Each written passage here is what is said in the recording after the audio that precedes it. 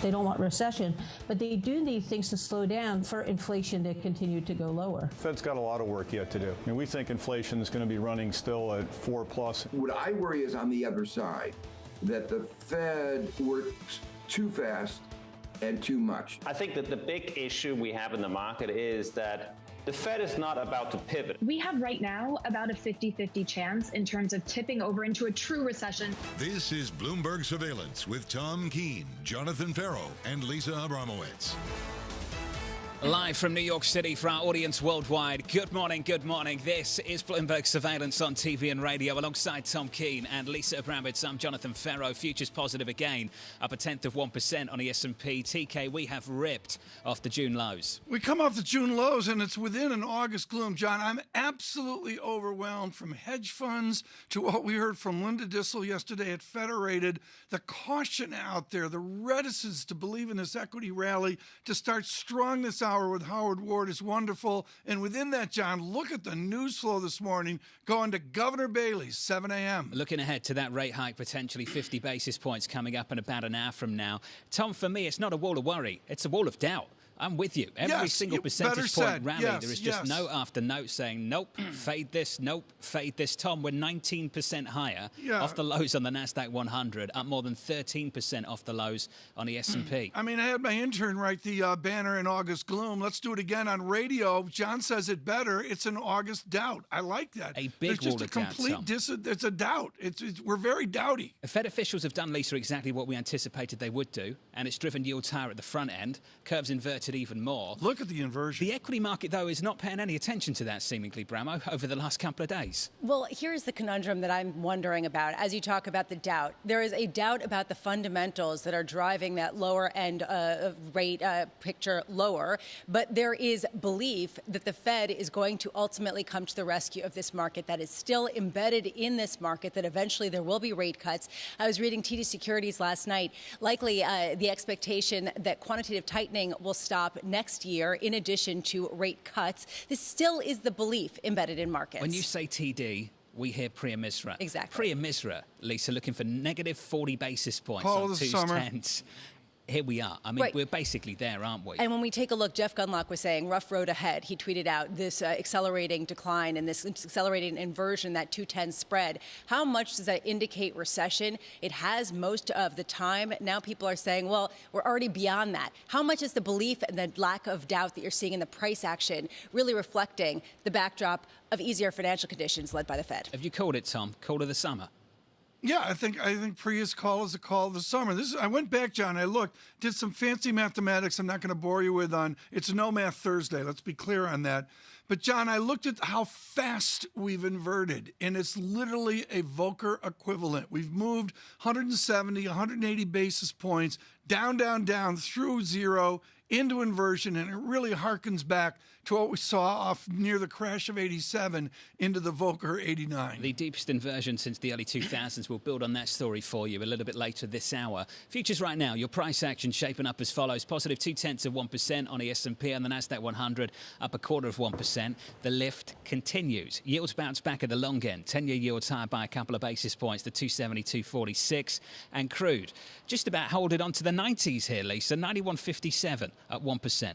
I don't understand the crude picture. We'll dig into that based on what we got yesterday from OPEC Plus, and then what we got out of the U.S. showing a decline in demand, a really mixed picture there, which we will look into further. What we're looking at today is in about an hour time, the Bank of England is expected to raise rates by the most in 27 years, following the 50 basis point trend that we have seen around the world as a minimum rate hike for the developed world.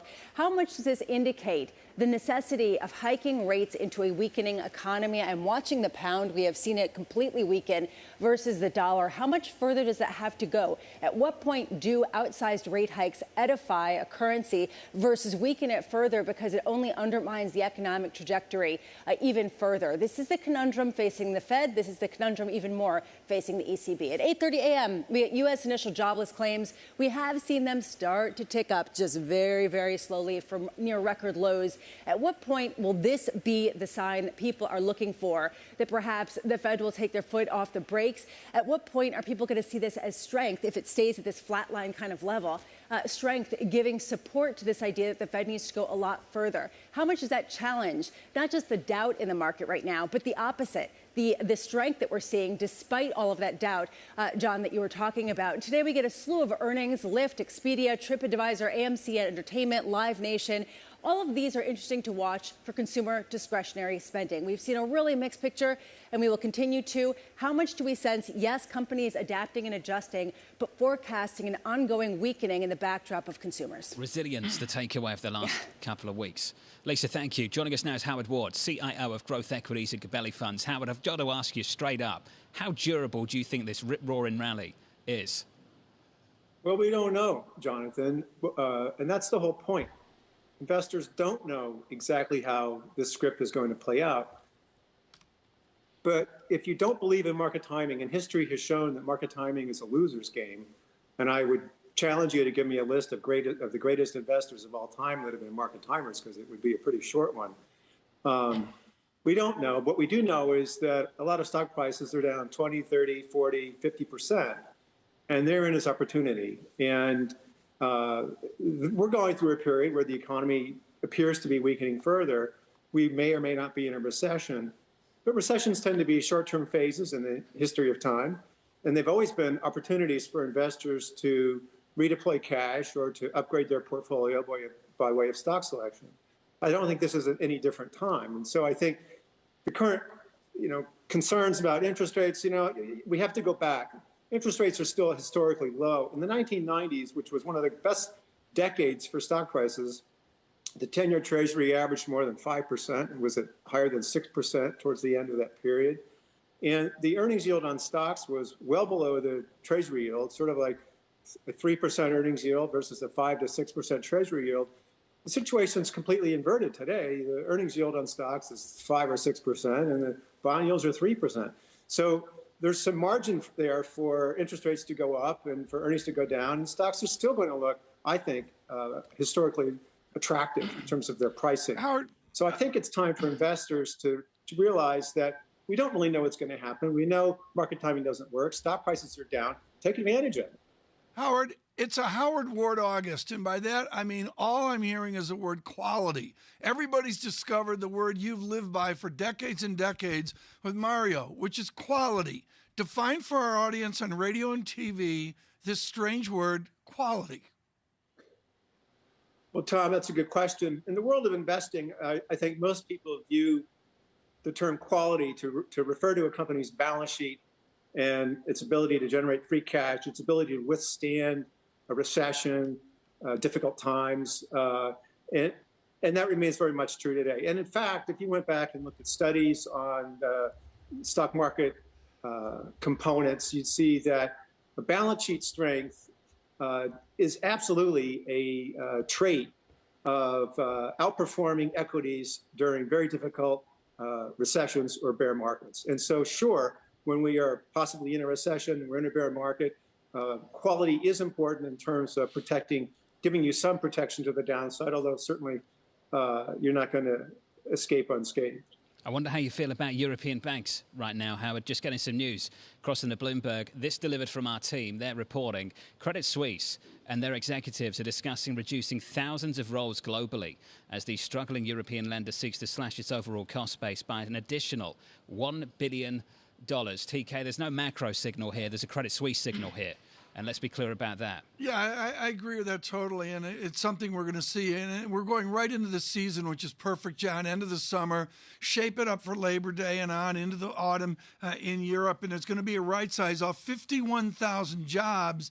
I would say 2,000 is normal. 4% or so, John, is completely normal. The question in our reporting is how much more than that, and it seems to be substantial to get to that cost reduction. That's how much. Let's talk about when. Lisa, expected to finalize its plans over the next couple of months. Yeah, and this comes after other losses that they have experienced. How do they also keep talent at a time of cuts? We've reported about how much they've had to pay executives to keep them on board amid all the triage, and they're not going to be the last. There's also reports that bonuses are going to come down dramatically this year on Wall Street, in part because of the lack of capital markets activity. Howard, how long have we talked about the trouble that European banks are finding themselves in? It feels like more than a decade. What's your take on this? It's been more than a decade because they never really recapitalized properly after 2008-9.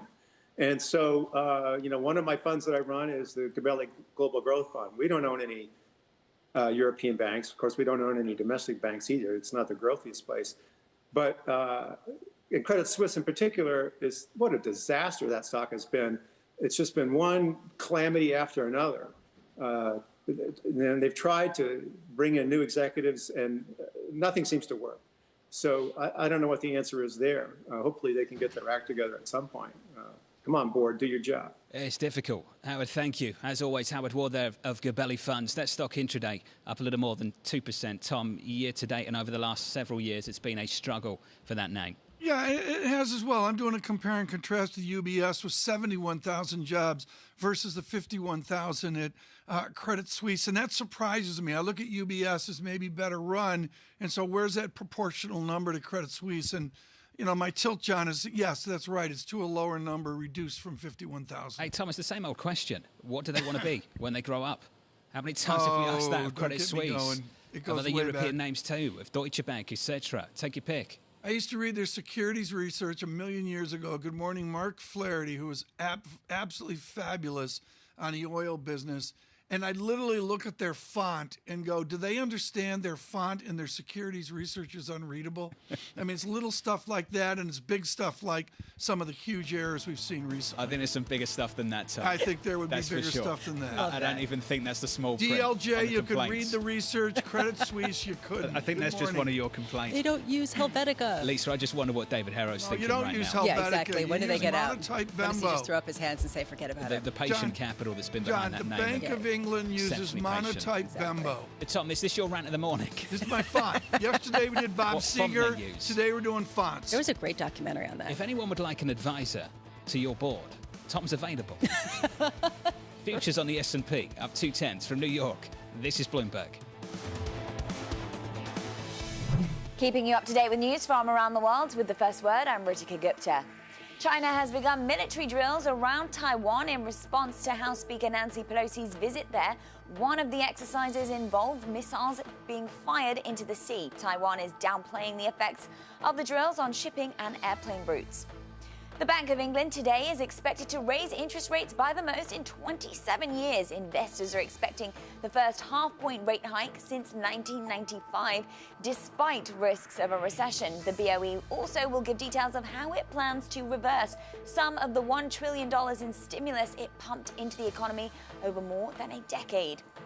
The US Senate has voted overwhelmingly to add Finland and Sweden to NATO. It's a move aimed at bolstering the military alliance after Russia's invasion of Ukraine. Turkey is still threatening to block the two countries from joining. And there will be another attempt to save the landmark Iran nuclear deal. Diplomats from Iran, the US and Europe will meet again in Vienna after months of deadlock. The accord fell apart after Donald Trump withdrew 4 years ago and reimposed sanctions on the Iranian economy. That led Iran to step up enrichment of uranium. First half profit at Glencore more than doubled to a record thanks to soaring coal prices. The world's top coal shipper will return an additional $4.5 billion to shareholders in dividends and share buybacks. Glencore has been one of the biggest winners from the global energy crunch. Global news 24 hours a day on air and on Bloomberg Quick Take, powered by more than 2,700 journalists and analysts in more than 120 countries. I'm Ritika Gupta. This is Bloomberg.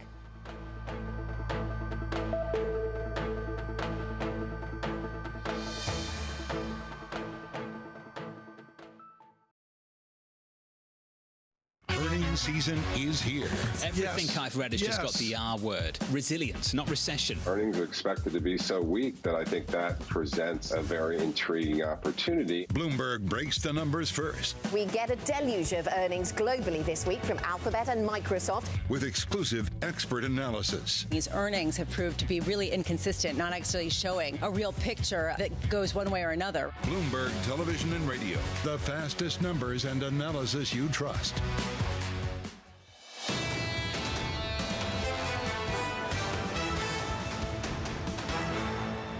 president wanted to see oil prices down, wanted to see gasoline prices at the pump down.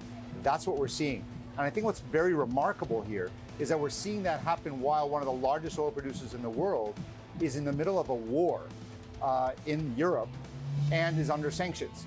So this is not an easy time to manage energy markets. You can say that again. That was Amos Hochstein there, the senior advisor for energy security at the U.S. Department of State from New York City this morning.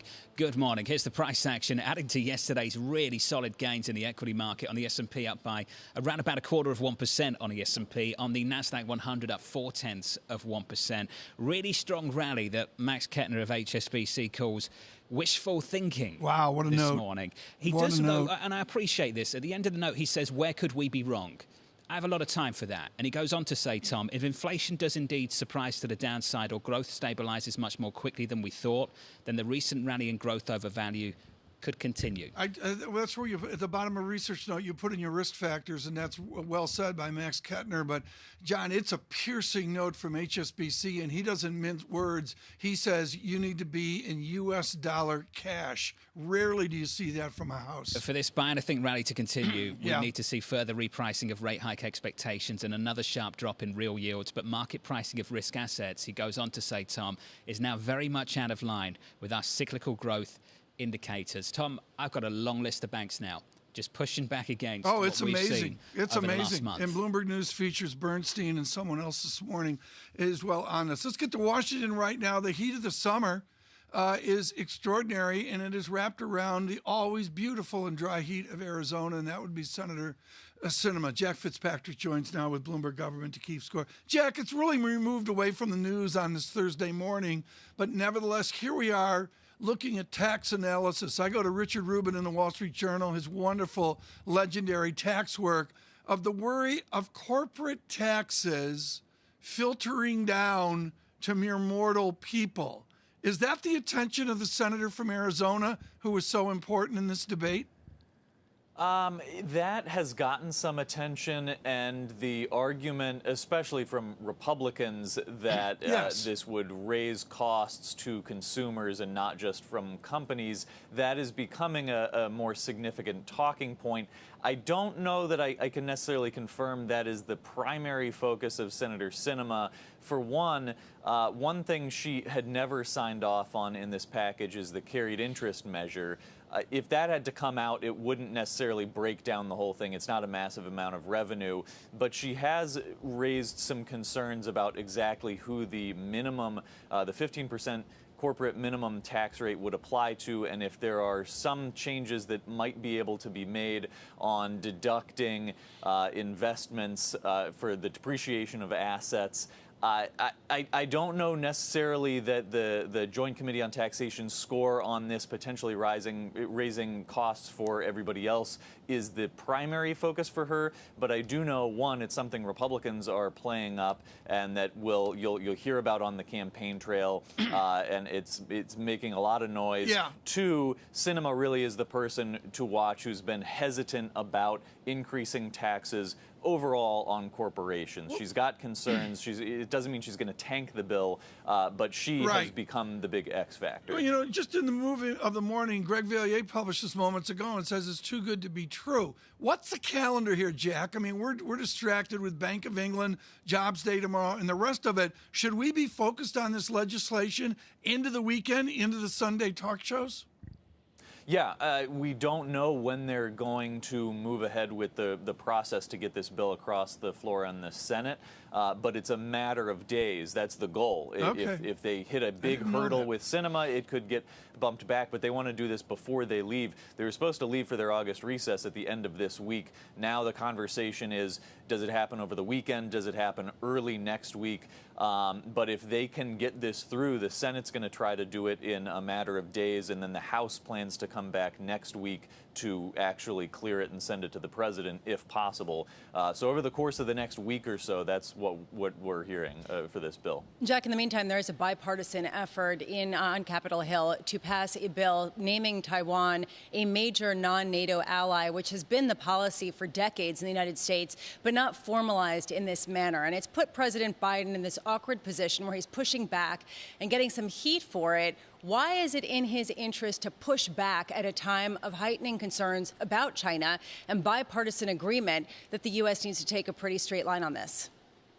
Yeah, well, the timing may be an issue. You know, it's a sensitive time with Pelosi's trip to Taiwan. You're right that this would formalize a relationship that already exists between the U.S. And Taiwan. There's other stuff in there, but it doesn't seem to be the point of objection. There are a few $1 billion in security aid that is not unusual for the U.S. to send to Taiwan. And that kind of leaves the issue of timing and the sensitivity of communications with China on Pelosi's trip as the likely main culprit. Chris Murphy, a key senator on this, said he has concerns and there might need to be a rewriting. But really, for all intents and purposes right now, the White House has kind of pumped the brakes and at least bumped this back until after the August recess. There was supposed to be a committee vote yesterday. They didn't hold that. So it may be a matter of a delay at the request of the White House, because it's not just a fundamental debate over the U.S.'s relationship with Taiwan. It seems to be more a matter of how that plays publicly at this point in time in the context of Speaker Pelosi's trip. Jack, just quickly, can you clarify for me at least why a Democratic senator would be against closing the carried interest loophole? What's her justification for that? I think the biggest push against it, one, it wouldn't raise a bunch of money. Two, there are arguments relating to the assumption that those fund managers are profitable in any given year. You may hear more from the fund managers themselves on exactly how this would affect them, but there's some argument over who it is unfair to, in also the context of, in a more than $700 billion bill, this is supposed to raise maybe $14 billion, so it is one of the, arguments aside, it may be one of the slightly less important measures in the bill. Jack, thank you. Jack Fitzpatrick, thank you very much. Tom, it's not really about the money raised. I guess it was always about fairness for this party. Well, and this is something that's not going away. And I think this is the frustration that the Democrats have with Senator Sinema, that on something like this, it should be pretty straightforward. Right. I mean, John, in the ballet of the British elections, Truss and Sunak and that, I wonder how fair translates. What I know in America is, John, when you hear the word fair, all your radar goes up. I know, but that word's been used a lot over the last year or so. To be fair. To be fair. Yeah. Futures up 1/3% from New York City this morning. Good morning to you all. A Bank of England decision 35 minutes away.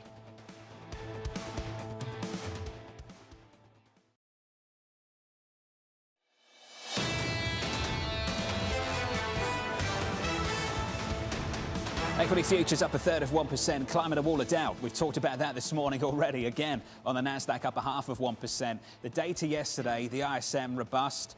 The S&P Global PMI, not so much, but we're choosing to focus on the good stuff and not the bad stuff. So the equity market ripped yesterday off the back of the ISM, ignoring the S&P Global PMI, which I know Lisa's got a lot of things to say about. And in the bond market, we responded to more hawkish Fed speak. Yields higher again for a third straight session, up 3 basis points at the front end. Your 2-year up by about 3 basis points to 3.1%. We've talked about that inversion, so 2's higher. Yesterday, 10's lower. Came very, very close to negative 40 basis points. Just today, Tom, you've got to go all the way back to the early 2000s, spring 2000, when we had about negative 56 basis points. We're not a million miles away, TK, on 2's versus 10's. 2's 10's is a huge deal. To me, it's front and center today, John. Currencies have quieted down a little bit. We've got an equity rally, including advancing this morning. I think Howard Ward pushed the market higher. John, 2's 10's is the heart of the debate right now. Amazing to me, Tom, how few people believe in this rally.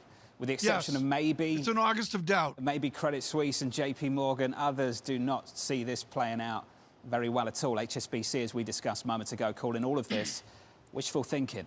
Yeah, I think, John, there's some optimism out there. But to be honest, it's being drowned out with the force of the doubt, the force of the gloom. Resilience in the earnings. Yeah. 1.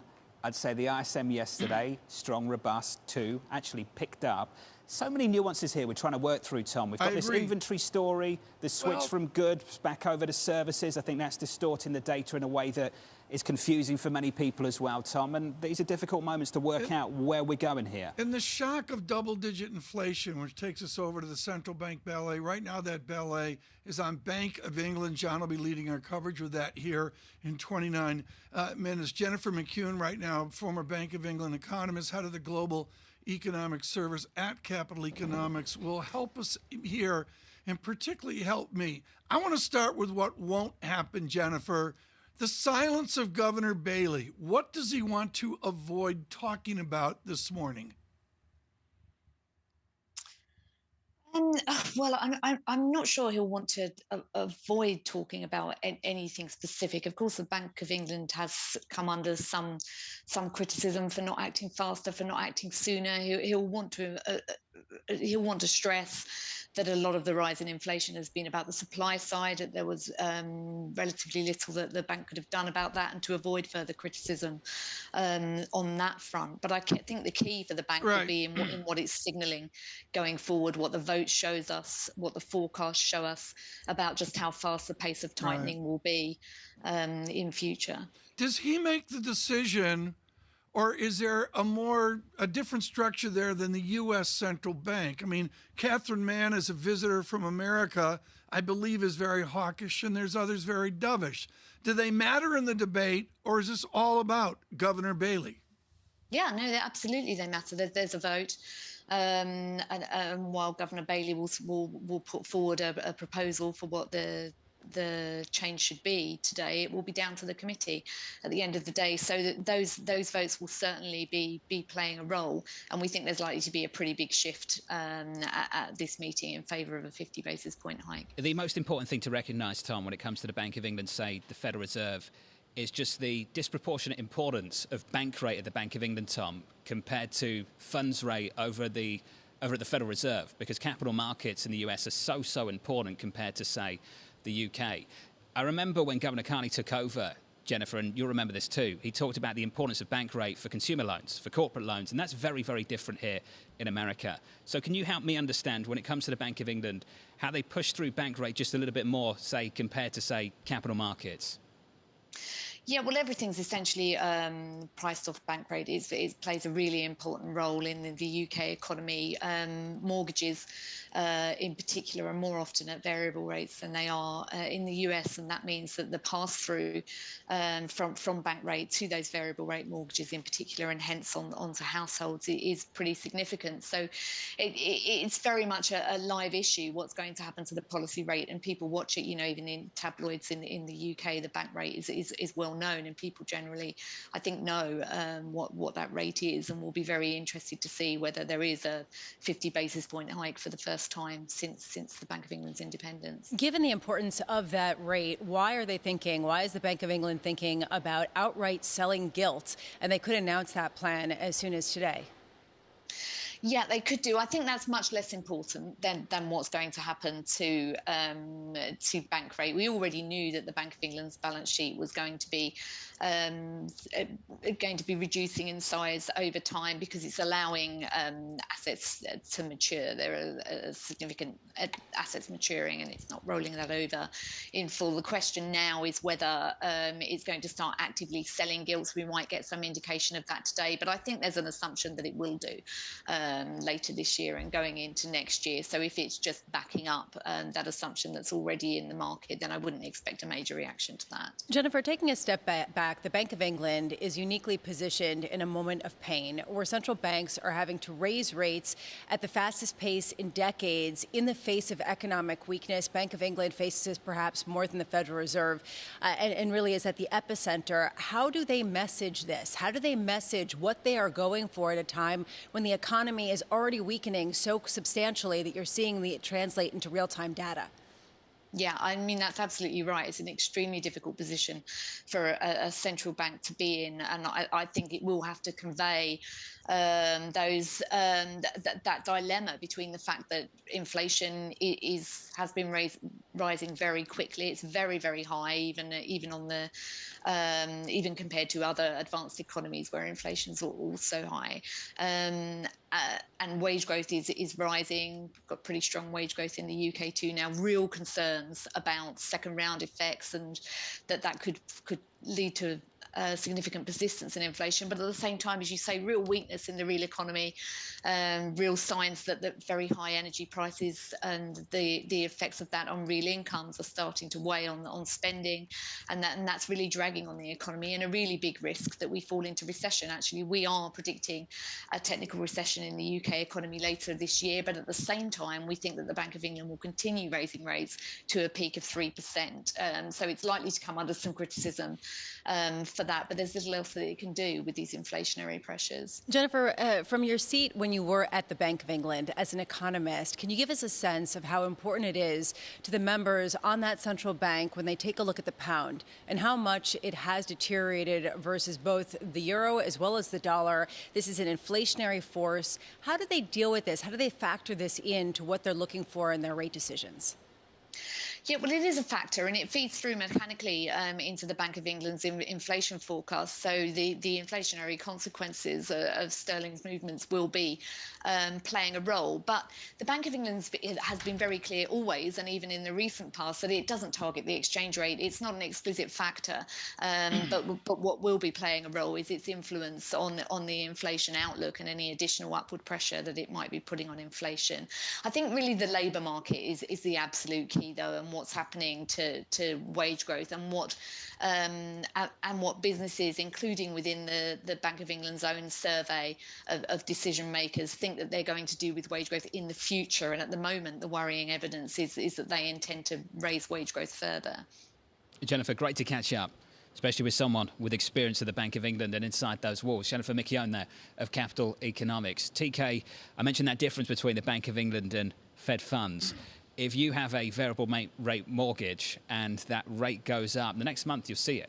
And that's very, very different to how things play out. Yeah, let's be clear, John. There's a lot of variable rate mortgages in the United Kingdom, right? There are many, Tom. And in fact, that worked out through subprime, Tom, and the crisis around that, because if you had a variable rate mortgage back then, it dropped down to close to zero, didn't it, and stayed there for a long time. Yeah, but you had the 6,000 square feet in Notting Hill, so that worked out as well. John, look at the difference in curve inversion. The difference in yield between the 2-year and the 10-year, the massive inversion in the United States really hearkening back, negative 37 basis points, and the flat line in the United Kingdom of 1 basis point. John, the pros make a real distinction here about deep inversion versus flatline. And some serious inversion developing here in the United States, Lee. So that's something that you've really got to think about a little bit more. Well, what you could say is that this is faith that the market has in the Federal Reserve. I mean, you could talk about Fed credibility, but in some ways, this is basically saying the Fed is as credible as ever before, and they're going to get rates back down to that 2% level or below. They're going to get inflation back there, and that is what you're seeing in the long end, even as people ratchet up what the Fed has to do to get there. And to me, that's sort of what the indication here is. They are expecting more work on the front end, which doesn't speak well to the economic outlook. Again, fueling those doubts. Do you want to explain this equity market move on the Nasdaq up 0.6%, on the S&P up 0.4%? A Bloomberg subscriber reached out to me, Tom. Oh, here we go. Smart individual, and they've got a lot to say about nominal growth and the importance of nominal growth and what that means for earnings. Well, you know, I'm there. I know you are. I know you are. And others, but let me explain that into the timeline of the third quarter into fourth quarter. If you say a resilient nominal growth, at the same time you're saying extended, more persistent inflation. That's sort of the translation of that, John. I'll pick up on the price action now, Tom. Up around about 0.4 on the S&P, on the Nasdaq, up 0.6. Your bond market, TK's all over. Dow it looks like futures this. up 94. It's up a couple of basis points. Thanks for that, Tom. What's that, a third of 1%? Yeah, something like that. I don't keep track of the It's not what it was 20 years ago, that's for sure. It's a joke, Tom, about points on the Dow. Anyway, whatever. All right. The crude market looks like this, up about 1%, 91.61. What did you make of yesterday, Tom? Demand for gasoline in America. The driving season is not developing in the way that it typically does. People aren't driving. Come on, it's an historic summer. We all know that. Our kids are bouncing off the walls post-pandemic. All the rules are being broken. Why should we have a repetition of normal times this summer? We're Demand destruction, Lisa, is in the data. Yeah, and that lack of driving, how much is that? What's behind the gas prices? Not the SPR release, not any additional production from anywhere. It's really the demand destruction that you're seeing in real time. Paul Sankey has things to say, the founder and lead analyst at Sankey Research, joining us very shortly from New York City. This is Bloomberg. Keeping you up to date with news from around the world with the first word, I'm Ritika Gupta. Bloomberg's learned the Biden administration is lobbying Democratic senators against a bill that would alter U.S. policy towards Taiwan. Amongst other things, it would designate Taiwan as a major non-NATO ally. Tensions between the U.S. and China were exacerbated this week by House Speaker Nancy Pelosi's visit to Taiwan. In response, China began military drills around the island today. Ukraine's President Volodymyr Zelensky wants direct talks with China's Xi Jinping. Zelensky says that Beijing hasn't replied to Ukraine's requests since the Russian invasion in February. He told the South China Morning Post that China could, quote, put the Russian Federation in a certain place. Bloomberg's learned that Senator Kyrsten Sinema is seeking to curb corporate taxes and keep a brake for private equity in the Democratic economic package. The Arizona Democrat will be a pivotal vote. Sinema wants to drop a provision from the bill that would scale back a tax break for fund managers known as carried interest. She also wants to narrow the 15% minimum tax on financial profits. Credit Suisse is considering thousands of job cuts worldwide in an attempt to cut costs by an additional $1 billion. Bloomberg's learned that the Swiss bank is weighing an aggressive plan to reduce headcount. Credit Suisse has more than 51,000 employees, is trying to move back to profitability after both losses and scandals.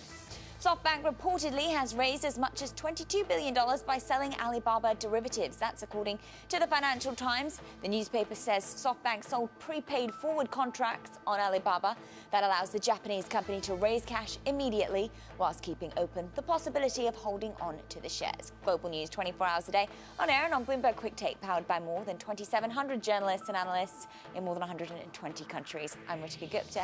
This is Bloomberg.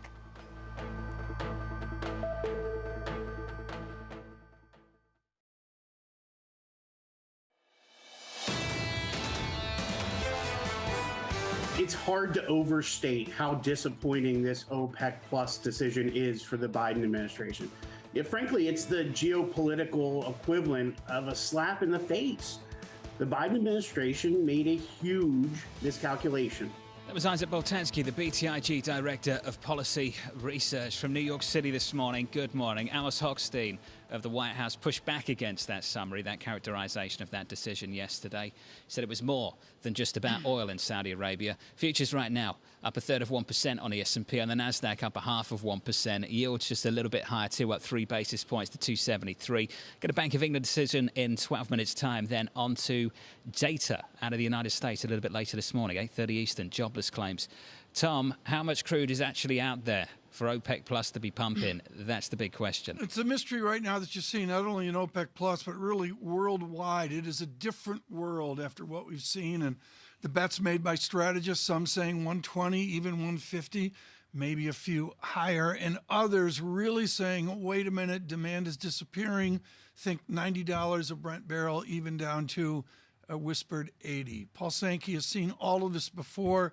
On the edge of legendary, the founder and lead analyst at Sankey Research, who writes a strange and twisted note, which is almost Sankey's zeitgeist of what he's seen in earnings. Paul, I want to go to your wheelhouse, which is gaming the capital expenditure culture and belief of the big oil companies, the E&P companies, given CapEx inflation. It's gotten expensive to find the next marginal barrel. Well, not in the Permian. I mean, I think they know where the oil is in Texas, but what they've stopped doing is spending the money that you're referring to on global exploration or trying to find the next big thing. Now, they have found one next big thing, which is Guyana, but that's just about all that's been significantly discovered over the past decade. And as you say, the expense of finding oil and the uncertainty of finding new oil particularly is really constraining global capacity badly. And then, as you've referred in the program already, OPEC just is out of capacity. I don't see it as a slap in the face from OPEC to the Biden administration. I see it as more of a shrug or a we're powerless move, that they really can't add any capacity. There's only Saudi and UAE. that have any spare capacity left. And as was also noted, OPEC actually highlighted that they don't have any spare capacity and they're worried about it. So there's a real problem out there. And if it wasn't for the SPR release, the million barrel a day SPR release, we would be a lot higher. They're not keeping it a secret. So walk me through things for next year, Paul. If we don't get a recession, if China comes back online, what this commodity market actually looks like, particularly in crude. Yeah, funny enough, I was thinking about that just this morning because 2023 does set up, and beyond actually, for very, very strong. Now, the one thing that is notable is that we're seeing weak U.S. gasoline demand, and people are blaming that on government conspiracies and other nonsense. I think the cars are more efficient. If you look at vehicle miles traveled, they're high. So it's not necessarily a change in behavior. What it is a change in the kind of vehicle people are driving. And it's obviously not EVs, electric vehicles. It's just more efficient cars that turn off in traffic jams and everything else. I think that's what we're seeing, combined with marginal behavior change where people are less wasteful with gasoline when it's expensive. Wait, Paul, are you saying that that shift in the type of vehicle has happened in the past 2 years so dramatically? Because what this data showed from the EIA was that the amount of driving over the summer has been less going back even to 2020 during the peak of the pandemic. Yeah, you've got me a bit with that one because the speed of the change does look like there's also marginal behavior change. But I think underlying it is a rolling significant increase in new car efficiency that would have a significant effect at the margin on U.S. gasoline demand. Well, there's a tremendous amount of demand for gasoline in the U.S. that's discretionary. And I think people also just take that one less trip, and everyone tends to behave in the same way. And that's the other effect that we're seeing as a result of high prices. Paul, are you surprised that the market isn't responding more to the OPEC Plus saying themselves that they're bumping up against the limits of how much they can produce? That previously would have produced a really big response in markets. And it basically was just another thing in the day that got forgotten very quickly. Yeah, I think it's like the yield curve. I think what you're seeing is the back end of the curve for oil is holding up. I still think it's low. But it is holding up as the front month is coming down. The front month is being attacked by the SPR in a very big way. So I think the big question, as John is highlighting, is what happens when we get China back and then the SPR has to turn off, I think, post the midterms. That really sets up for a very powerful 2023. This tape today, this equity tape, isn't buying 2023. It's buying a short-term bounce, short covering move. And as a result, nobody wants to own an oil company as they see the oil price falling towards turnaround season for the refiners. Turnaround season for the refiners will be the more important demand effect that we see over the coming months. So I'm kind of bearish right now, to be honest with you. What's your oil price out 1 year? I mean, I'm confused here in that I'm hearing so many cross currents. Are you able to guesstimate Brent a year out? Well, we had said that we thought you'd see 110 to 150 through summer, so we're losing that. It's tried to hold that level, but has essentially failed. I think it's easy to argue for $100 oil on an ongoing basis starting in 2023. I don't think you'll do much above 150 over time, simply because the demand elasticity, the effect of the strong dollar combined with that kind of oil price will hold you below that level. I'm not a buyer of the 200, 250 type crazy numbers. I just don't think we can sustain that. Paul, just to be clear, you slipped in the word bearish. Near term, what's the downside? Bearish? Me? Nobody wants a bearish oil analyst. I think over the next few months, as long as this SPR, which is going to keep coming at 1 million barrels a day, you've got to think that the whole of OPEC just added 100,000, and we're pumping a million a day that the U.S. refiners can't absorb. It's too much for their capacity. They're running at full capacity, so the oil is actually being exported. Now, that is terrible energy security policy. There's no question about that. It's good market policy because they're hammering the oil price. So I think the other way of looking at it is, wow, we're at 90 with 1 million barrels a day of SPR release, which is an all-time historic high. It's a huge number at the margin, to be releasing that much oil on such a sustained basis. And it's going to happen for months more. Downside, Paul, what's the number? People are pointing, technical analysts, great chart readers like you, John, are pointing at 80. Okay. Paul Sankey, thank you. Paul Sankey Research. That was a great punt. I know. Paul, thank you. Setting the stage for a rally over the next year, though, Tom. Everything that Paul was saying just then is the reason the energy bulls aren't going away anytime soon. It's not only the construction of a barrel, which Sankey's legendary for, but also his work with Adam Szymanski years ago. And that key word in there, John, elasticities. The translation of that from fancy bow tie talk is responsiveness. What is the responsiveness of demand to that move in price? You heard Mr. Sankey pour some cold water on the 150 plus price guess. I heard the same thing. In about 5 minutes, we'll bring you the Bank of England rate decision. We'll catch up with Jordan Rochester, the G10 FX strategist over at Nomura. This market, The Economist, looking for something close to 50 basis points from Threadneedle Street. We'll find out if that's what we get in a few minutes' time. Going into it, futures stateside positive, up 1/3 on the S&P, on the Nasdaq up 0.5%. Yields a little bit higher by a couple of basis points, 272.64. With Tom Keene, Elisa Abramowitz, I'm Jonathan Ferro. This is Bloomberg Surveillance.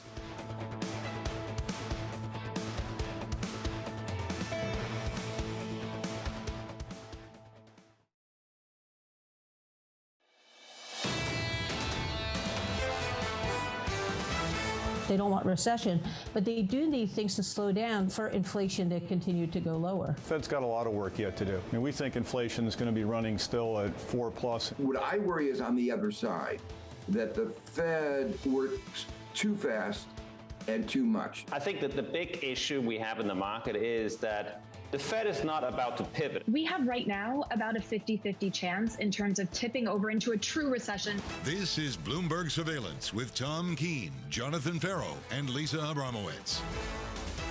It is the biggest rate hike from the Bank of England in 27 years. Live from New York City this morning. Good morning, with Tom Keene and Lisa Abramowitz. I'm Jonathan Ferro.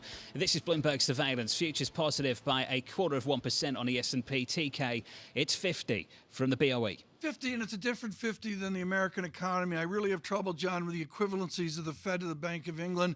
It's two different stories. You're expert at this. I know Lizzie is as well. But the answer is sterling a little bit weaker off this historic moment. In line with expectations, sterling unmoved off the back of this. Lisa, cable 121.80. You know, looking at this is again a bank that's having to hike into weakness. How much does this outsized hike give some support to the pound? You are seeing a little bit of support. Is it enough, though, to be disinflationary at a time when that's exactly what they need in the face of incredibly high inflation and not a sign that it's really going to deflate on its own? The split 8-1. 8 Bank of England officials looking for 50 basis points. Just one looking for a 25 basis point hike. Going through the headlines for us. Outside the Bank of England this morning is Lizzie Burden. Morning, Lizzie. Morning, Tom. What's your take on things? Well, so this is very much in line with expectations. It was well trailed. Andrew Bailey, the governor, had said in his Mansion House speech that 50 basis points were on the table, although he didn't say it was locked in. So this is very much what markets and economists had expected.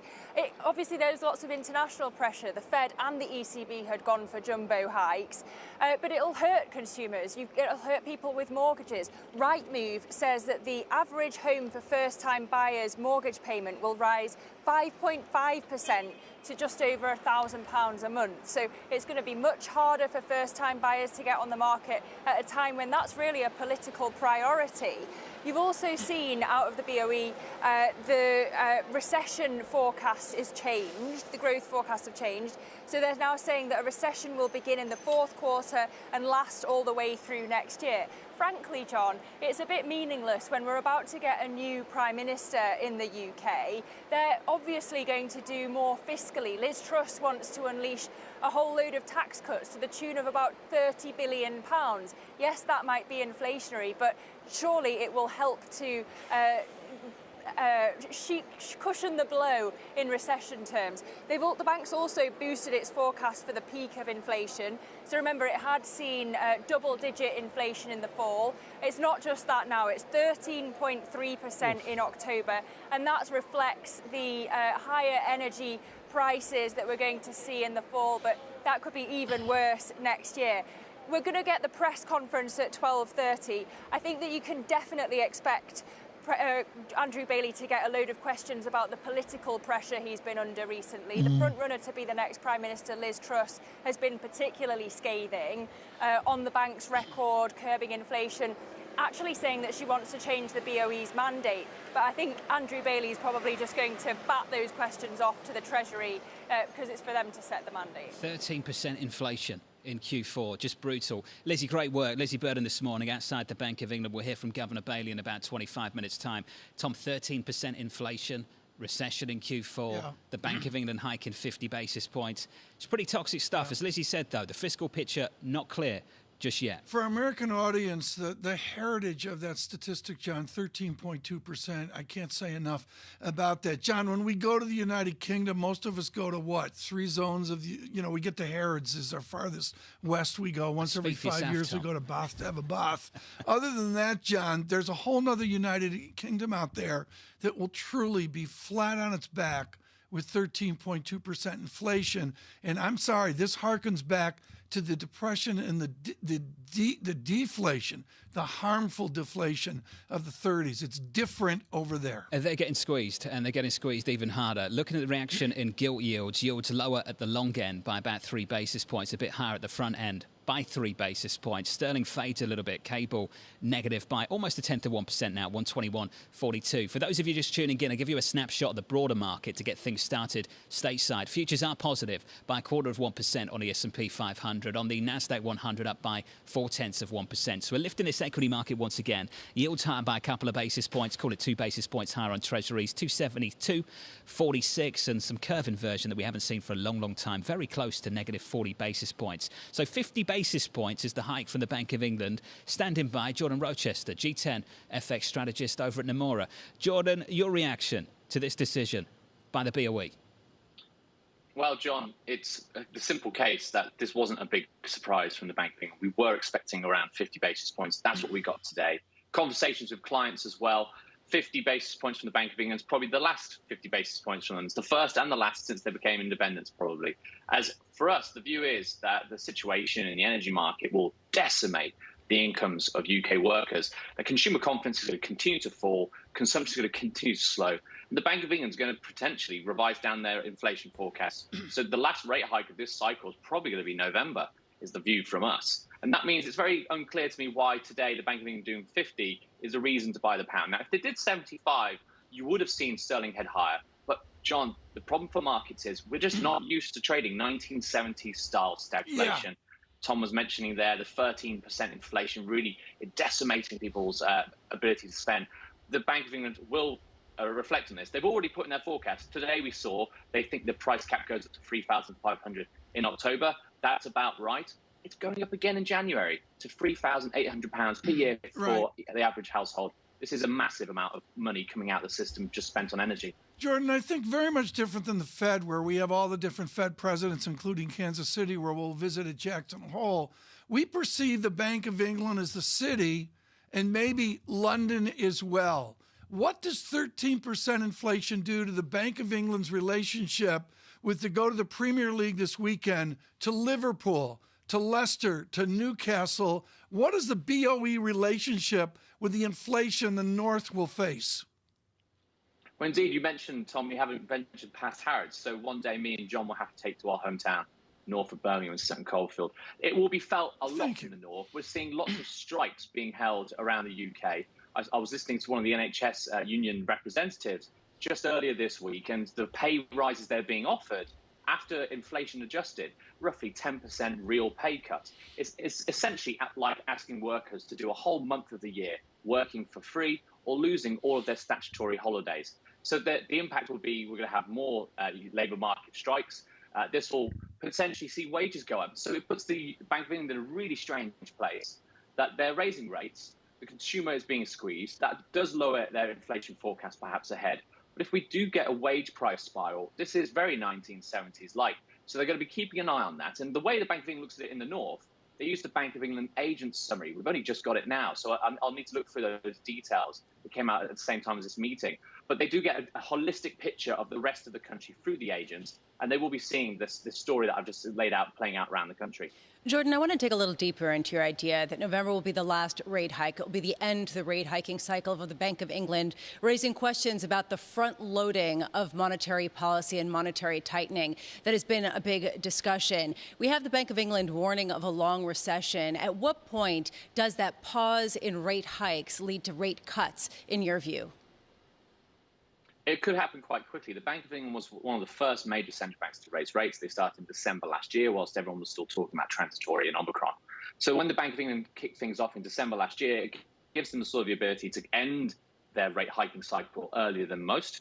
and also introduced the idea of cuts. So we're looking for May cuts from the Bank of England, that sort of timing.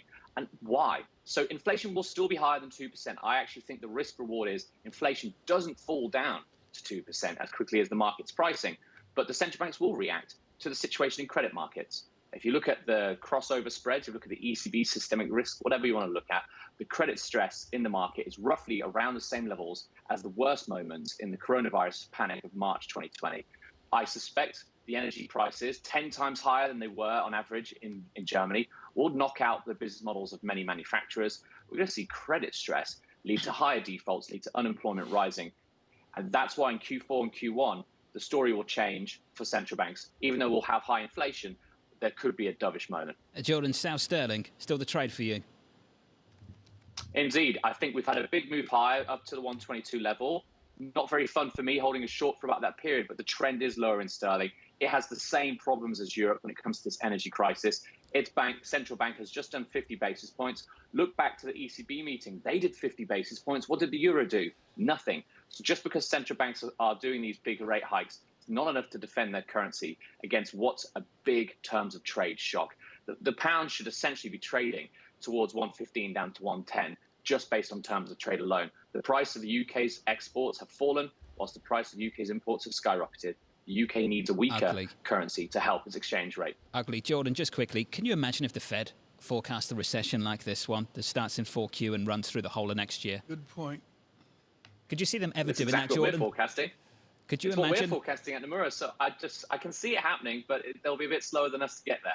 Jordan, I know that's the Nomura call. Jordan Rochester there of Nomura. We'll take TK to Little Aston and not Aston, and that's a snobby joke, Tom, from Birmingham, which you won't get, but Jordan does. You know, when you tour on, Lisa, help me here. Between Faro and Rochester, I can only understand about one every 4 words.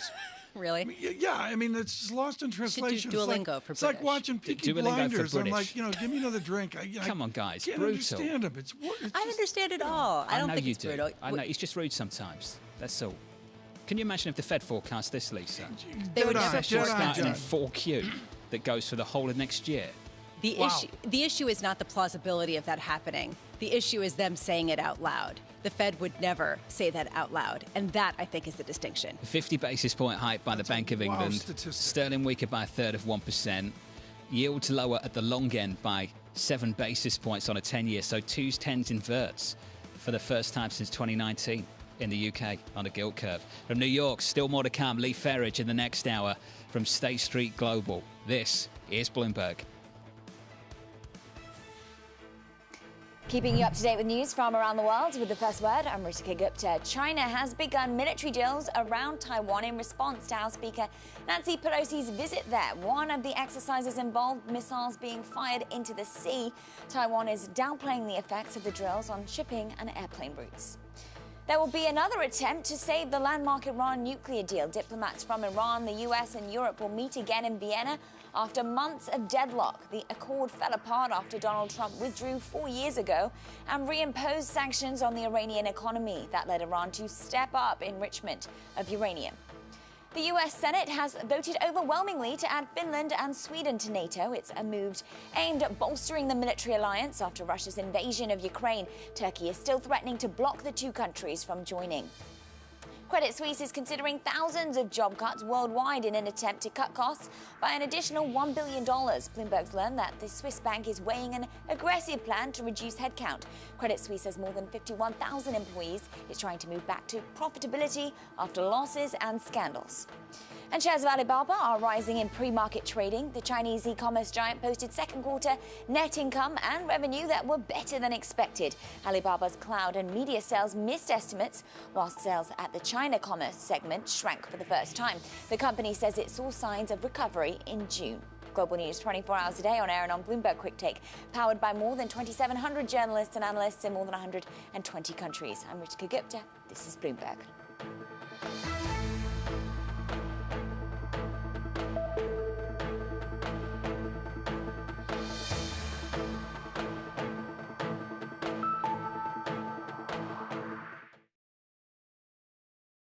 Earning earnings season is here. Everything I've read has just got the R word. Resilience, not recession. Earnings are expected to be so weak that I think that presents a very intriguing opportunity. Bloomberg breaks the numbers first. We get a deluge of earnings globally this week from Alphabet and Microsoft. With exclusive expert analysis. These earnings have proved to be really inconsistent, not actually showing a real picture that goes one way or another. Bloomberg Television and Radio. The fastest numbers and analysis you trust.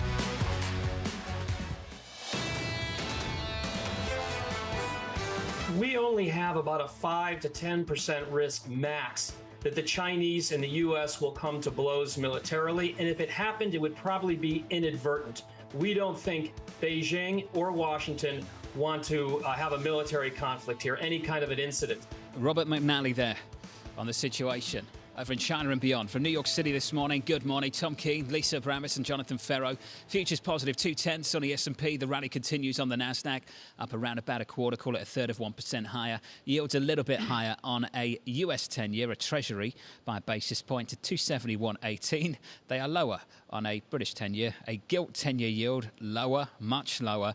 Look at this for a forecast. Can you imagine? You've got to hike 50 basis points. You're forecasting inflation to hit 13% and recession to start at the end of the year, Tom. That was the Bank of England 20 minutes ago. We've certainly never seen that from the Fed. I mean, it's absolutely original. John, place in context right now how the two candidates will adapt and adjust to what we saw at 7:00. What will Truss and Sunak listen for in the press conference? There is going to be a ton of pressure now, Tom, for them to do more on the fiscal side. And ultimately, that's what they're trying to do, if you're Liz Truss. Rishi Sunak, the former Chancellor, is essentially saying we've got to get the finances in order first. And ultimately, Tom, the more they do perhaps on the fiscal side, the more the Bank of England might have to lean in too, exactly, given what could happen with inflation. And this is what Lizzie Burden said at the top of the programme as we broke down this decision. It's very hard to understand these forecasts without really knowing, Tom, what the fiscal picture will look like. Al, down in London and Westminster. To our American audience on radio and TV, I really can't convey the differences here. The similarities are way overrated. There are differences and similarities with China and Washington. Jack Fitzpatrick joins, picking up the pieces on a Thursday after an historic week, and the week is not ended. Jack, I've taken a lot of solace from Foreign Affairs magazine. Richard Haas and David Sachs lead there with the response that we must have that is unambiguous. What clarity should we listen for from President Biden? As it relates to the recent Taiwan trip in China, I think that there's been a lot of ambiguity, and the White House may even be leaning in a bit to some ambiguity because, on one hand, you have the Speaker of the House visiting Taiwan despite warnings from the Chinese government. And yes, the U.S. has a close relationship with Taiwan, but you see, for example, the White House pushing back a bit, at least on the timing of a bill that was supposed to come up to formally treat Taiwan as a non-NATO ally. The Biden administration has said openly that the military had some concerns about Pelosi making this trip. They aren't going to openly fight her on that, but there is quite a bit of ambiguity, and it has put President Biden in a position where he wants to have communication with the Chinese side, but not entirely try to back off of the relationship with Taiwan. Should we expect an announcement from Washington and Beijing over a meeting of the two parties? I don't know about an announcement on a meeting of the two parties. There was the phone call recently, and obviously the White House doesn't want to cut off communications with the Chinese government. We'll have to see where the White House goes in the future, but they've made it a priority to have direct communication between President Biden and Xi Jinping, and have felt that's particularly important given the tension with Speaker Pelosi's visit. It's a difficult time for President Biden's camp, especially because of all of the other issues domestically that are facing and what's coming down the pike. I'm wondering about what you're hearing about messaging ahead of tomorrow's jobs report. If it's strong, great, the economy is doing well, but not so great because that means the Fed will have to do more weakening, and all of a sudden people accuse President Biden of overseeing an economy heading for recession. How are they trying to get ahead of that? Well, either way, the White House is not trying to message in a way on the economy that takes for granted some level of success on the economy. They've really lately been focused on acknowledging concerns about inflation. You see essentially the rebranding of their legislative proposals, or what they could get into the Inflation Reduction Act, as they're calling it, trying to focus on deficit reduction issues. So they, even if the news is good, they're not exactly taking a victory lap on the economy. The president is talking about what he's trying to do with members of Congress to address inflation, and it's much more of a tone of conceding that there are significant issues, that this is not an economy that's going to be a huge success electorally for the Democrats in the midterms, but trying to make the case that they're doing what they can about it. Hey, Jack, awesome to catch up. Jack Fitzpatrick there of Bloomberg Government down in Washington, D.C. Lisa, it's never easy, is it? It is never easy to get a bill together and get everyone on board. Especially now when you have that much splintering within each party, let alone the dual parties. How much do you get people coalescing around a deal that really came together shockingly quickly and shockingly quietly, if you think about it? This is the stripped down, Build Back Better, rebranded as the Inflation Relief Act of 2022 that they're trying to push through. Does it actually reduce inflation? And that's something we can talk about another time. Tom, no room for error, no space for error at all in that Senate for these Democrats. Well, that's true. And again, this goes back to the heart of the matter, which is a victory that we saw in, 2020. And it's been a struggle the entire way and still continues to be a struggle domestically. And as we were talking to Jack there, John, I'm fascinated about the cohesive message to China into Q4. That doesn't even mention the COVID debate, which is still very tangible. That's the number one debate, Tom. COVID zero. Paul Sankey talked about it moments ago, about an hour ago on this program. Lisa, can you have a complete picture of the oil market next year without understanding whether we've got COVID zero in China, lockdown, lock off? What is it? Can you have a coherent understanding of the global economy, of trade? And we get those trade numbers at 8:30 in about an hour from the United States. Can you get any picture without understanding China's zero COVID policy, particularly with the energy market? And then how does this factor in to where the U.S. sees its leverage at a time of ratcheting up conflict between the U.S. and China? I mean, John, I'm going to go back to your relationship on one of your other properties with Jay Pulaski. He won't get up early enough to talk to us. He will talk to you in a later decent morning hour, and it's about a Pacific Rim recovery. And the J.P. Morgan oil call folds right into a demand recovery off of emerging markets in Pacific Rim. It's not happening. It's kind of you just to say that Jay only comes on because he likes to sleep longer, Tom. That is. It's like same with same with Mohammed. What a great compliment to my team. You know, Hilarian's the same thing. Just Mohammed likes to sleep in too. That's the only reason he comes on with me as well. Yeah. Thanks. I appreciate that. Things are great between you guys this morning. No love lost today, hey? I'm going to call Dr. Phil. I think I'm still reeling from these forecasts over on Threadneedle Street at the Bank of England. Truly stunning. Recessions in the forecast for 4Q, 13% CPI. Brutal, Tom, brutal. What about Sterling?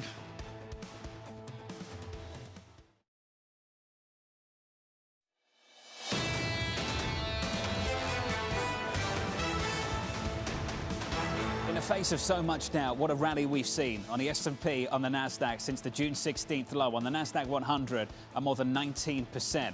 On the S&P 500, up more than 13%. Right now, futures positive by a little more than 1/10% on the S&P. On the Nasdaq 100, up around 0.2%.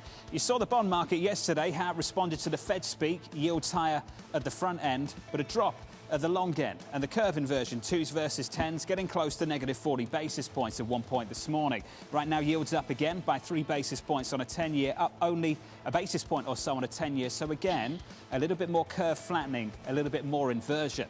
In the UK, about 30 minutes ago. The hands again, John. The hands is very good. That's the Tom Cruise thing. On radio, it was Mission great. Impossible, the inversion thing anyway. You look like you're landing an airplane. Can I do the UK thing first? Please. Tom? We got some inversion briefly for a moment on 2s versus 10s. On the gilt curve, about 30 minutes ago, off the back of the Bank of England rate decision, the Y, we've got a 50 basis point hike, and the Bank of England forecasting a recession in Q4 that lasts the whole of 2023. Tom, throw in 13% CPI, stir it up, and what have you got?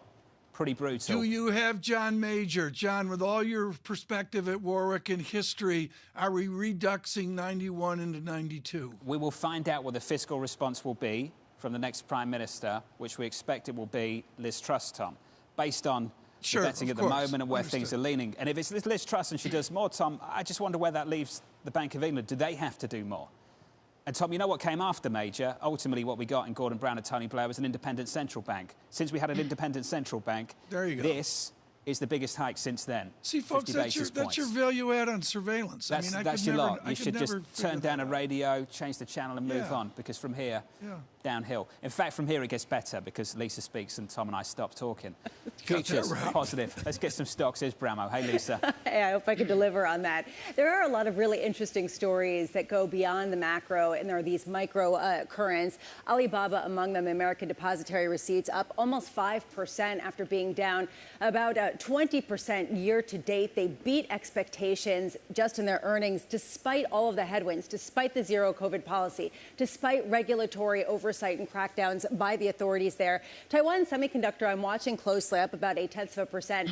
After we talked about Nancy Pelosi visiting the island and meeting actually with executives from the Taiwan Semiconductor company, which is such a pivotal node in the entire global ecosystem, considering how much of our world depends on chips, that they are the major provider of them. Lyft, I'm watching closely. Those shares down about 60% year to date. They're up about 0.8%. They're reporting after the bell. Some of the other stories that are less positive today, based on some of the earnings outlooks, Clorox came out, disappointing earnings, down about 6% ahead of the open. This is a story about supply chains. It is more vulnerable to them at a time when people are demanding prices not rise that much. You are getting consumer pushback to some of the price increases. Eli Lilly came out. They talked about headwinds from the FX currents, about $400 million off their top line based on that. Those shares down about 3%. And then Lucid Group, poised to report earnings. They were talking about the forecast going forward. They halved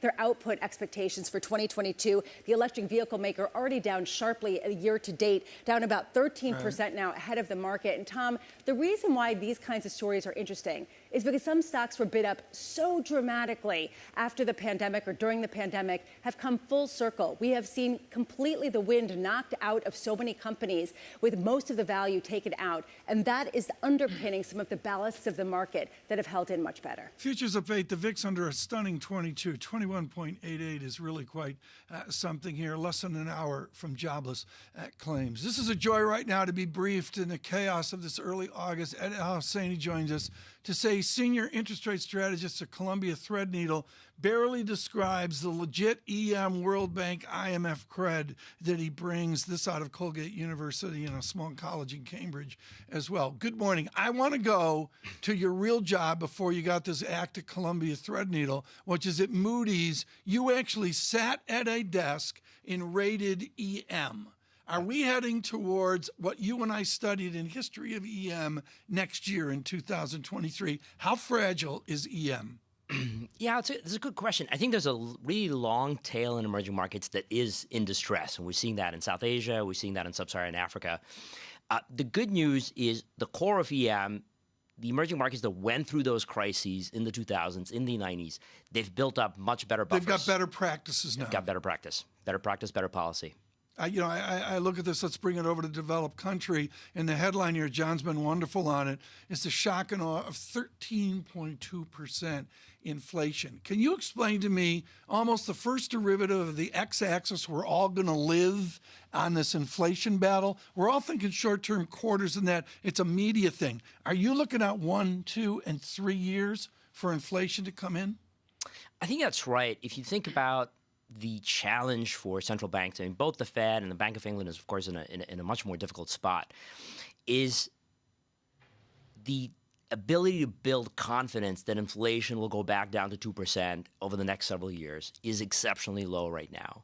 So what happens to the data over the next several quarters, in some ways, is a lot less important than those central banks' ability to be confident that they've tipped inflation over on a trajectory down to 2%. It's very, very difficult to get to that spot at this stage. Ed, we were talking earlier this morning with the Bank of England. They came out and they project a recession that is long, that is painful, at the same time that they're raising rates. Could the Fed ever do that?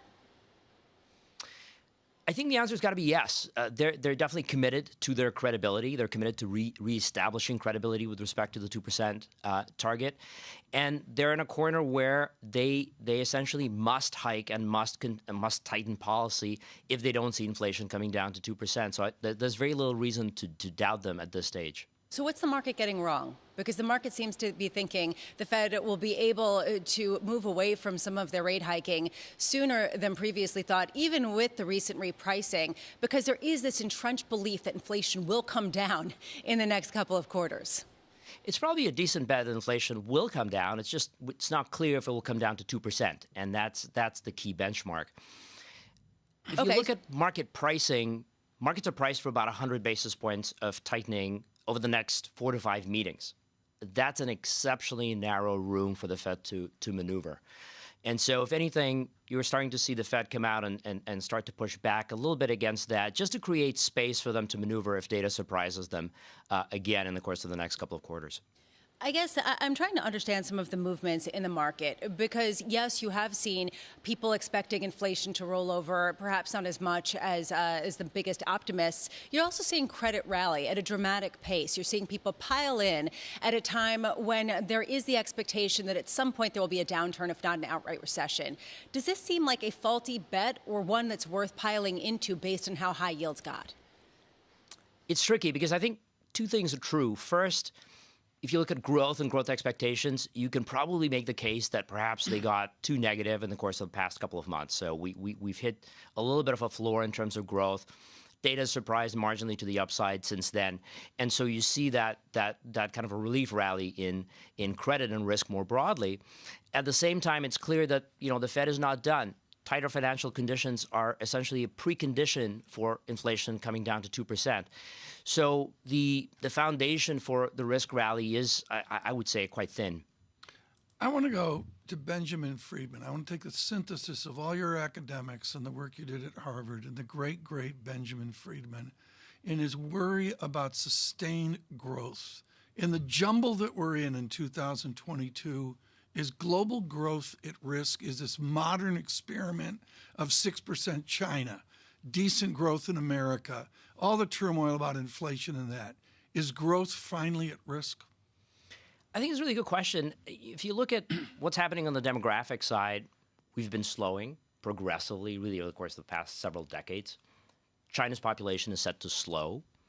Birth rates in the U.S. are exceptionally low. But what about the technological overlay? The productivity is the key question. If you look at productivity over the last several years, it's been very disappointing. Productivity growth over the last several years is flat to negative this year.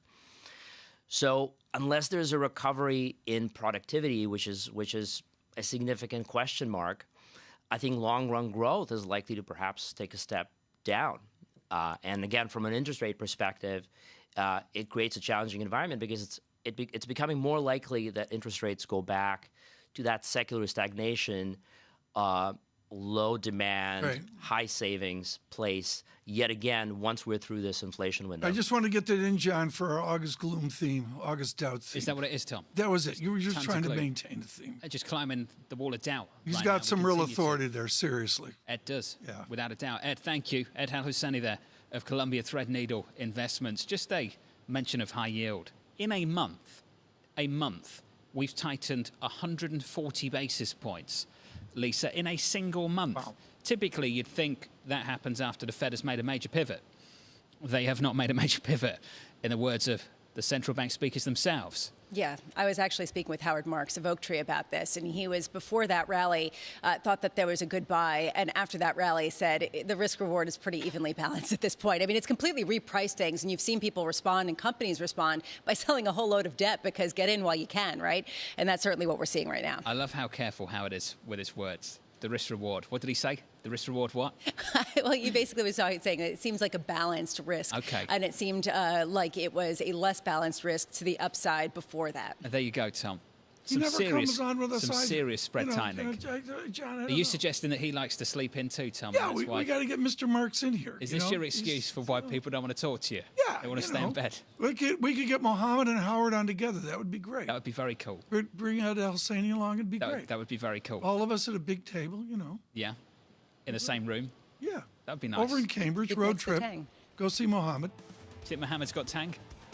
I love this. No, I don't. How did you get a road trip in here? Never say it is the Every university. single opportunity. I know, it's not even an That's right, opportunity. Tom. That's right. We'd be in a different time zone. That would change everything. It would. Then all these people would come on with you. They would. Futures on the S&P up Move the 0.2 show to of London. 1%. I'm on board with that, Tom. Really? Just for a quarter or for the year? Oh no, move. Oh no, like for good. move. Move. Take Move. vet bill. Okay. Take kennel fee. That's You how the know, kids- move. We're gone. Okay. All right. At least it's got to talk to her sons about that. See what they say. Sure. They're ready to go. Okay. All right. This is Bloomberg. Keeping you up to date with news from around the world with the first word, I'm Ritika Gupta. Bloomberg's learned the Biden administration is lobbying Democratic senators against a bill that would alter U.S. policy towards Taiwan. Amongst other things, it would designate Taiwan as a major non-NATO ally. Tensions between the U.S. and China were exacerbated this week by House Speaker Nancy Pelosi's visit to Taiwan. In response, China began military drills around the island today. In the UK, Foreign Secretary Liz Truss has rebounded from an embarrassing policy U-turn to regain the momentum in the race to become Prime Minister. Truss is just receiving the backing of former Chancellor Sajid Javid. That's a blow to her rival Rishi Sunak. Javid wrote in the Times newspaper that Truss would challenge the status quo and deliver immediate tax cuts. Wall Street CEOs don't want to spend any time in quarantine if they attend a Hong Kong conference in November. The conference is designed to advertise the financial hub's revival after more than 2 years of COVID restrictions. The CEOs of Morgan Stanley, Goldman Sachs and UBS are amongst those invited. Their banks want a guarantee of quarantine-free travel. And investment banking bonuses on Wall Street are likely to plunge this year, according to compensation consultant Johnson Associates. Incentive pay for those underwriting debt and equity could plunge more than 45%. Those advising on mergers and acquisitions could see their bonuses fall by 1/4. At the 5 largest Wall Street firms, investment banking revenue fell 43% in the first 6 months of the year. Global news 24 hours a day on air and on Bloomberg Quick Take, powered by more than 2,700 journalists and analysts in more than 120 countries. I'm Ritika Gupta. This is Bloomberg.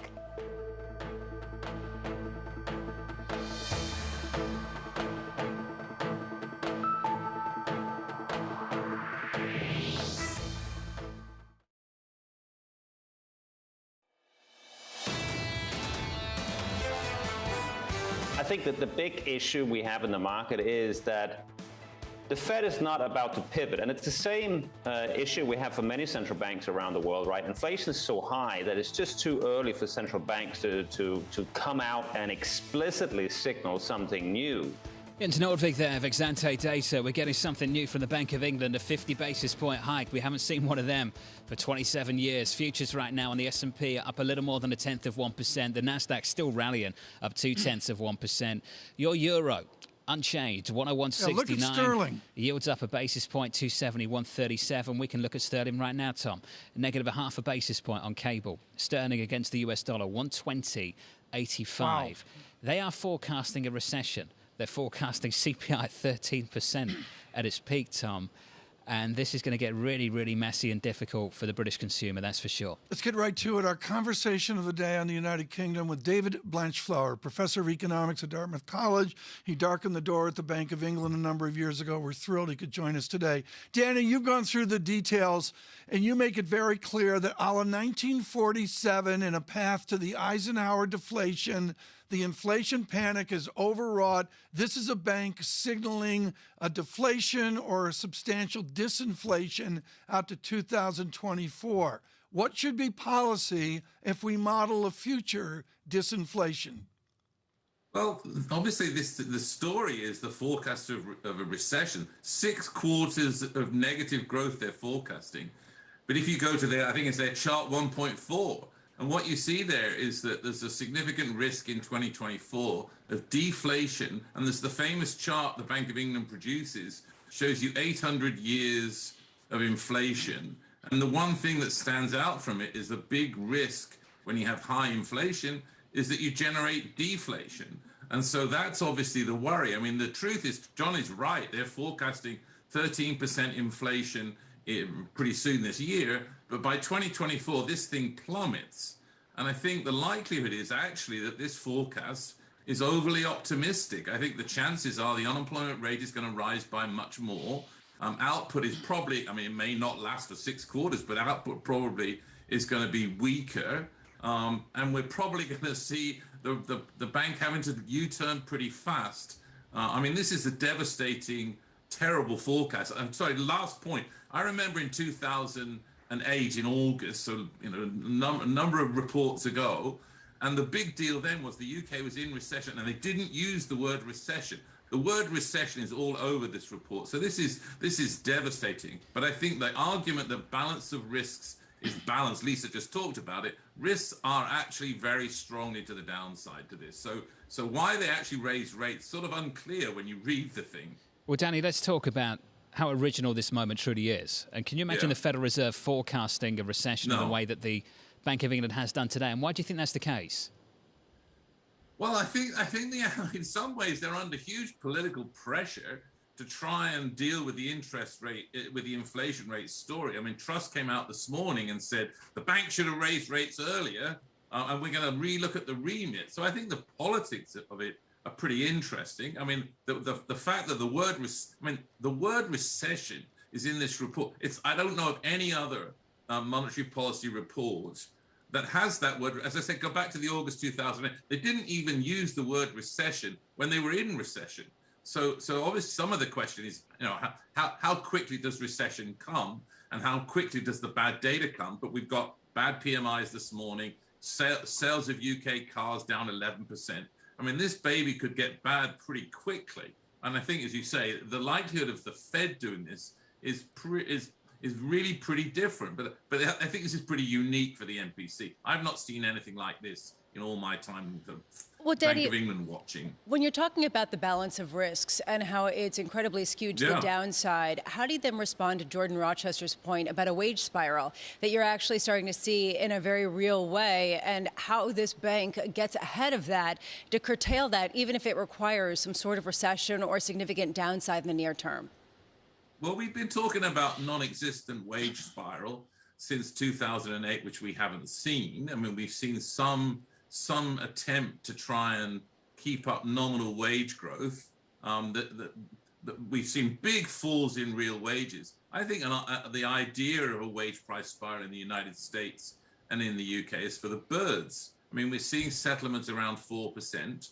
We're seeing public sector workers saying, we need to try and maintain our living standards. The chance that any of this is driven by workers demanding and getting higher wage increases, I see absolutely none of that. None of it in the United States, none of it in Europe, none of it in the UK. We're talking about 13% inflation and workers asking for 4% pay raises. This is not driven, none of this is driven by wages. So I think that whole argument is just nonsense. Danny, a lot of people are saying that right now this is the Bank of England front-loading rate hikes, that they're going to start cutting rates, or at least pausing the rate hikes later this year, then cutting next year. And that seems to be this belief with the Fed as well, that yes, there are some pretty significant rate hikes, but it is a front-loading to try to get ahead of the inflationary push. Why do you think that's a bad idea, to see what you can do now and then wait and then see how it trickles out?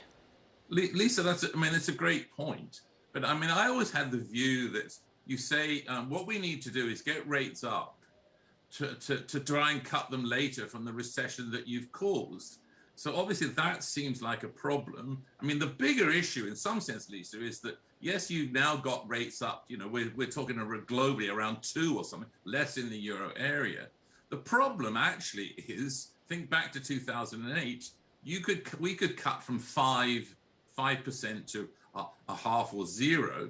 The room for the central bank to cut is limited. It's going to fall on fiscal authorities. Look in the UK. There's basically no prime minister. There's no chancellor of the exchequer. People are talking about the plans that they might have, but the pressure is going to come on a new chancellor and a new prime minister pretty darn quickly, and the markets are going to speak, and they're going to say whether they think this is appropriate or not. I mean, we don't even know who the chancellor would be in September when these bad data come in. So I agree with you, but it looks to me that you front load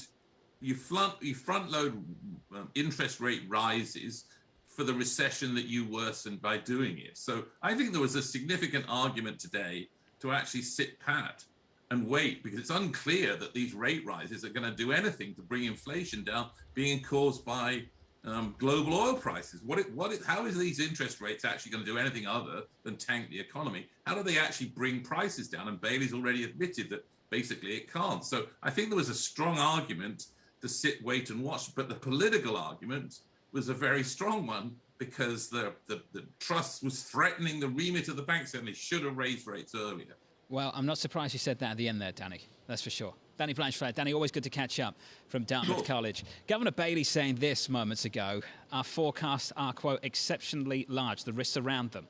The risks around our forecasts are, quote, exceptionally large, Tom. And I think that probably holds true for most forecasts looking out anything beyond 3 months at the moment.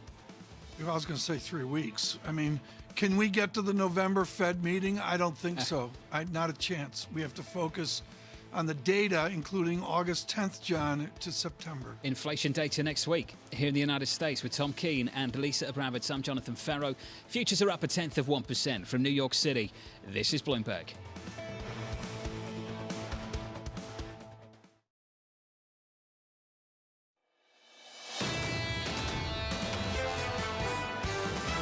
The market is kind of looking through what the Fed and other central banks are saying right now. I think the Fed's been trying to reset and say, hey guys, we didn't really pivot. You may have thought that, but we didn't do it. It is possible to cool the labor market and cool the economy without seeing a real large increase in unemployment rate. We're going to be disinflation. We're going to go through disinflation in the future. Now, I can't tell you when it's going to happen. We wouldn't be particularly aggressive at this point, and we're just suggesting patience. This is Bloomberg Surveillance with Tom Keene, Jonathan Ferro, and Lisa Abramowitz. Good morning, everyone. Jonathan Ferro, Lisa Abramowitz, and Tom Keene. A most momentous Thursday into the jobs report tomorrow. Claims in this hour, but all eyes on the United Kingdom. There's no other way to put it, John. History made this morning as Governor Bailey speaks now. What an original moment, Tom, to see a central bank forecast a recession that starts in 4Q and goes through the whole of next year, together with 13% inflation and a 50 basis point rate hike. That's a pretty original moment, Tom. 27 years back, I go back to 1995. John, you remember it, John Major as prime minister coming off the 1992 chaos. John, that was when Arsenal, they acquired Inter Milan's Dennis Bergkamp. That was really something to see. How do you remember that? I don't remember it, but I looked it up because I remember there was this incredible trade between Inter Milan and Arsenal back then. But it harkens back, John, seriously, not to the success he had at Arsenal, but I'm only doing this for Kit Jukes. Sure. The reason, John, is it harkens back to that early 90s uncertainty. Do you sense that uncertainty now in your England? Without a doubt. And Tom, I'd go further. You have to recognize this is the biggest rate hike from this central bank since it became independent. And independence of the Bank of England, Tom, isn't that old. It's the late 90s. Yes. I think people forget that. And Tom, you remember the story of the last 10 years. We were talking about this independent central bank story, how credible they've been at keeping inflation down. That's changed over the last year. And there's some political pressure building on both the Bank of England and, for that matter, this Federal Reserve too. And John, moments ago, this is the headline we've been waiting for. The governor saying not for the independent Bank of England to get involved in leadership election. Baloney, they did this morning. And Tom, we'll find out if it is Liz Truss, and if it is Liz Truss, whether she comes out with a bigger fiscal package. That's what this market at the moment is very focused on when it comes to the UK. How big is the fiscal effort, and what does that mean for the Bank of England offset that might come down the road? Sterling weaker here, 120.85. When we go to the bond market, Lisa Abramowitz, it's real simple. Fixed income speaks. Fixed income is speaking, and it's not speaking in a very nice way. And honestly, stocks have taken notice as well. You've seen a lot of the gains in the early morning fade substantially. They're coming back a little bit, but it basically was a flat tape just moments ago. Bond yields coming down. How much is this in anticipation of the weakness that people are expecting from the moves that the central banks are going to make? And I look at the curve inversion, which is 37 basis points. In other words, the 2-year yield was 37 basis points above the 10-year yield just moments ago, at a time when people look at that as a recession signal, and it really is flashing some red signs. Well, we're going to have to see. Let's get to the data right away. We've got so much to talk about here this morning. John, I'm going to go to the continued equity lift that we see. It's somewhat off the radar given the macro news, but nevertheless a resiliency indicated by the VIX. 21.99. What a rally we've had, up 19% from the lows on the Nasdaq 100, up 13% from the June lows on the S&P 500, and futures go again by about 0.1%. Yields unchanged on a 10-year, 269.91, with sub 270 on a 10-year. We add a little bit more weight onto the 2-year over the last couple of days, just a ton of hawkish Fed speak, disrupting the bond market, and as Lisa said many times over the last couple of days, doing very little to disrupt the flow into the equity market. On the Bank of England, Mohammed Al-Arian just out on Twitter writing this, Tom. The Bank of England continuing, quote, with what has been the most direct and honest commentary of any major central bank. No question about that. We have not heard this kind of commentary from anybody, Tom, in a central bank about how dire they think this outlook is. And someone with that perspective, Lee Farage joins us now, head of macro strategy for North America at State Street Global Markets with decades of experience. Lee, I'm going to cut to the American chase for those on radio and TV. Can the angst of Governor Bailey migrate across the Atlantic and become the angst of Chairman Powell? Oh, I think almost certainly. I mean, you know, as you just mentioned, I mean, the Bank of England is being the most honest of the central banks. They're predicting a recession that will last for 5 quarters, so a prolonged recession, and yet they feel the need to hike by 50 basis points with more to come. That's the reality facing the central banks. And the Fed is still, oh, we can avoid recession. We think we won't actually hit recession, a slowdown, but no recession. Come on, we're going to go into recession. Major economies are going to go into recession. If we're going to target inflation, we're going to bring inflation down. The squeeze on the consumer is significant. We're going into recession. So why is consumer discretionary rallying this hard? This rally off the lows in June, Lee, is something else. It's up more than 20% on consumer discretionary on the S&P. Why? Well, you've got a big split. I mean, as ever, you have a big split between sort of, you know, income levels. So lower income levels are really, really struggling with this increase in inflation. You know, a large proportion of their spending goes on food and energy, which is, you know, the heart of much of the inflationary pressure. Consumer discretionary, if you're the higher end of the income spectrum, there's still savings. There's still excess savings from the pandemic, and those are now being spent. So consumer discretionary is more that sort of higher end. Consumer staples is that sort of, that lower income end. And that's why you're seeing that divergence there. Lee, have you already seen it priced in terms of the recession that people are predicting?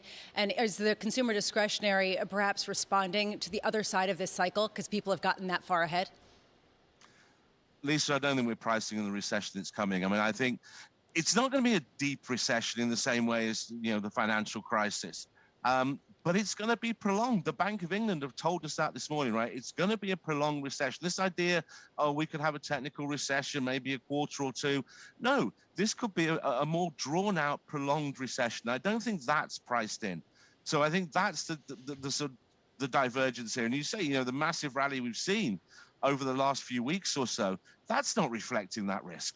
That's reflecting this soft landing. We've taken out the peak for Fed rate hikes. We're sort of looking at, okay, so, that does the slowdown in growth, does the job for the Fed. They don't need to hike as far. We have this little slowdown and off we go. It's cloud cuckoo land. That's not the way this is going to play out. It's going to be a much more prolonged recession than that. So, Lee, as you've adjusted your view to become much more negative, how have you changed your allocations at a time when many people see the haven as still being longer-term U.S. bonds? I think it still is. I mean, I think still. I mean, this is why the curve's inverted. I mean, you look at how inverted the curve is, as you mentioned, the most inverted since 2000. So forget the financial crisis, forget the pandemic. This is the most inverted since 2000. And that's the allocation. You want to be at the longer end. And then in terms of FX, it's the dollar. And this is why the dollar keeps rallying. The dollar's bounced, dollar weakened a little bit over the last few weeks, but it's coming back hard again now. And the Fed message is going to be clear, and that's going to lead to more dollar buying as well. Lee, our audience has heard the same thing repeatedly over the last several weeks, and repeatedly we keep adding more weight to this rally. Lee, earlier this morning, Matt Kettner of HSBC put out a note, and he's with you. He's calling this dreamland, says it's wishful thinking. At the end, though, he goes through the risk factors around the view. What if we're wrong? Lee, what if you're wrong? What's the big risk factor around your view and whether this rally can continue?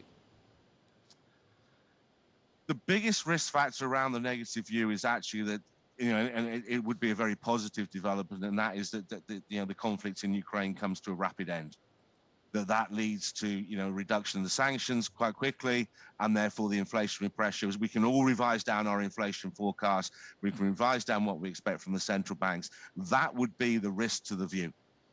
If it doesn't end soon, it's really hard to see how central banks are going to back off, how the data is going to get better. Look, we've had this from the Bank of England. I think this is a real bellwether moment with the first central bank really predicting a prolonged recession and saying, that's the way it's going to be. We're still hiking 50 basis points. I think that's a bellwether moment. Hey, Lee, great to catch up. An important moment for sure for that central bank. Lee Ferridge there of State Street Global Markets. I mentioned Max Kettner over at HSBC. Here's the quote. For this buy anything rally to continue, we need to see further repricing of rate hike expectations and another sharp drop in real yields. Goes on to say, but market pricing of risk assets is now very much out of line with our cyclical growth indicators. You guys have all heard that a million times. This is the conclusion. Where could we be wrong? If inflation does indeed surprise to the downside or growth stabilizes much more quickly, Tom, than we thought, then the recent rally in growth over value could continue. It continues just a little bit this morning. The separation here, John, is like the Dallas trim mean of earlier this week, which was really quite inflammatory, or certainly what we've seen from Governor Bailey as he frames out the United Kingdom, versus those that see the goods disinflation, service sector maybe becoming quiescent, and then you easily get from, say, 9% down to 7% or 6%. The then what, to me, is a complete mystery. So the thing I think about as I'm going through all these notes in the evening at the moment is just, Lisa, what if Marco's right? Marco Kolanovic over at JP Morgan, and what if this just continues? BNP Paribas put out an interesting note this week, and they talked about the crowding in effect. And we all know the biggest determinant of sentiment sometimes is just price. And price is changing pretty quickly. And I wonder if BNP has a point when it comes to crowding in. And especially because if you take a look at the savings rate and you look at it across the income spectrum, at the upper ends, it still is very significant. There are a lot of people still with a lot of money who are getting pay raises and they don't know where to put it. And so where are they going to go if not just into the market? And you do see companies that are delivering on their revenues and are still growing. So at what point does that become a haven, especially in light of the inflation that might really affect some of the bonds that people are going to for safety? John, you're going through your notes in the evening? In the evening, what do you do? I was watching Padres last night, 9-1, you're always, someone's 5 in a row. Someone's got to read. I'm reading Lisa does a bit of your reading. I do a bit of your reading. It was so exciting. We put it together. You know, it's just great. You get to watch the baseball. Tom, it's 8 it's not a.m. the in the baseball, morning. it's the Padres. It's 8 a.m. in the morning, late enough for great guests to come on this show. Are they out of bed at this point? Yeah, probably, right? Probably entrepreneurial guys buying airline leasing companies, sure. Someone like Jim Zauter. That would be good. The co-president at Apollo. He's going to join us next. He bought a 747 today. I think they did something in aviation that we can talk about, Tom. He owns, it's not every day you buy a 747. You can talk to him about it. Tom Keene, Lisa Bramage, and Jonathan Metallica Ferro. or something. This is Bloomberg. Keeping you up to date with news from around the world with the first word, I'm Ritika Gupta. A warning today from the Bank of England. It raised interest rates by the most since 1995 and said the UK is heading for more than a year of recession. BOE policymakers say the recession will begin in the fourth quarter, and they estimate that inflation may peak in October at 13.3%. China has begun military drills around Taiwan in response to House Speaker Nancy Pelosi's visit there. One of the exercises involved missiles being fired into the sea. Taiwan is downplaying the effects of the drills on shipping and airplane routes.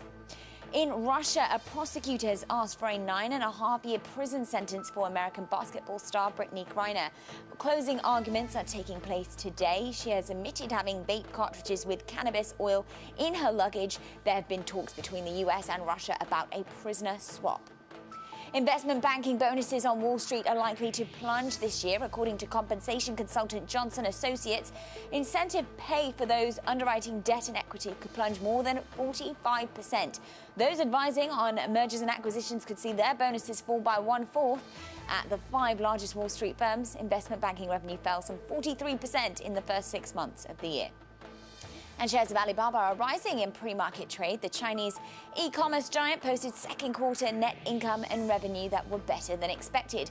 Alibaba's cloud and media sales missed estimates, while sales at the China commerce segment shrank for the first time. The company says it saw signs of recovery, though, in June.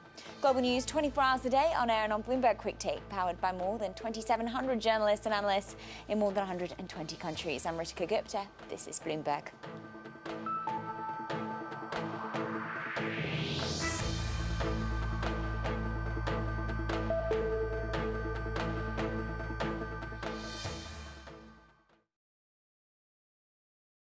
Earnings season is here. Everything I've read has just got the R word. Resilience, not recession. Earnings are expected to be so weak that I think that presents a very intriguing opportunity. Bloomberg breaks the numbers first. We get a deluge of earnings globally this week from Alphabet and Microsoft, with exclusive expert analysis. These earnings have proved to be really inconsistent, not actually showing a real picture that goes one way or another. Bloomberg Television and Radio, the fastest numbers and analysis you trust.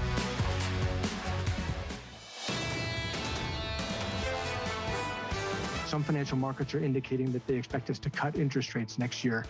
I don't want to say it's impossible, but it seems like that's a very unlikely scenario right now, given what I know about the underlying inflation dynamics. A more likely scenario is we would continue raising, and then we would sit there. The central bank that doesn't want to offer forward guidance spent a lot of time yesterday offering forward guidance. Neil Kashkari of the Minneapolis Fed just yesterday, together with basically everyone else under the sun who works at the Fed. Futures positive 0.06% on the S&P 500 this morning. Good morning to you all with Tom Keene and Lisa Abramowitz. I'm Jonathan Ferro. Futures up a tenth on the Nasdaq too. TK yields come in a couple of basis points. We're back away on 10s to 268 on a 10-year yield. Sterling 120.80 off Bank of England, John. Still extraordinary. Weaker sterling this morning. Unbelievable. Down 0.6%, Tom, off the back of a 50 basis point hike, a forecast for a recession, and 13% CPI. Is that enough for you? It's very good. I Ugly. like that. Let's go. Yeah, very good. What we've got here is earnings, but nobody cares, because when you do a transaction of this import and symbolism to Wall Street, and frankly, a recovering world from the pandemic, it is good to talk to Jim Zelter. He's co-president of Apollo Asset Management. And yeah, on earnings, but I'm going to go beyond earnings, Jim, to your new transaction acquiring the leasing efforts of the largest fleet of 747s in the world. This is the cargo business mostly of Atlas Air. How do you dive into such a troubled industry? Is COVID, Asia, moving cargo, and say the opportunity is now? Well, good morning. Thanks for having me on. That's a classic Apollo transaction. We know the industry well. We've been around it for decades. We've successfully navigated it, no pun intended, in terms of a variety of other investments in the space. And it's a classic opportunity for us to use our great industry skills, our great capital formation skills, and do something we think has got a lot of fundamental value where purchase price matters. So, a lot to talk about Apollo today. That's one transaction.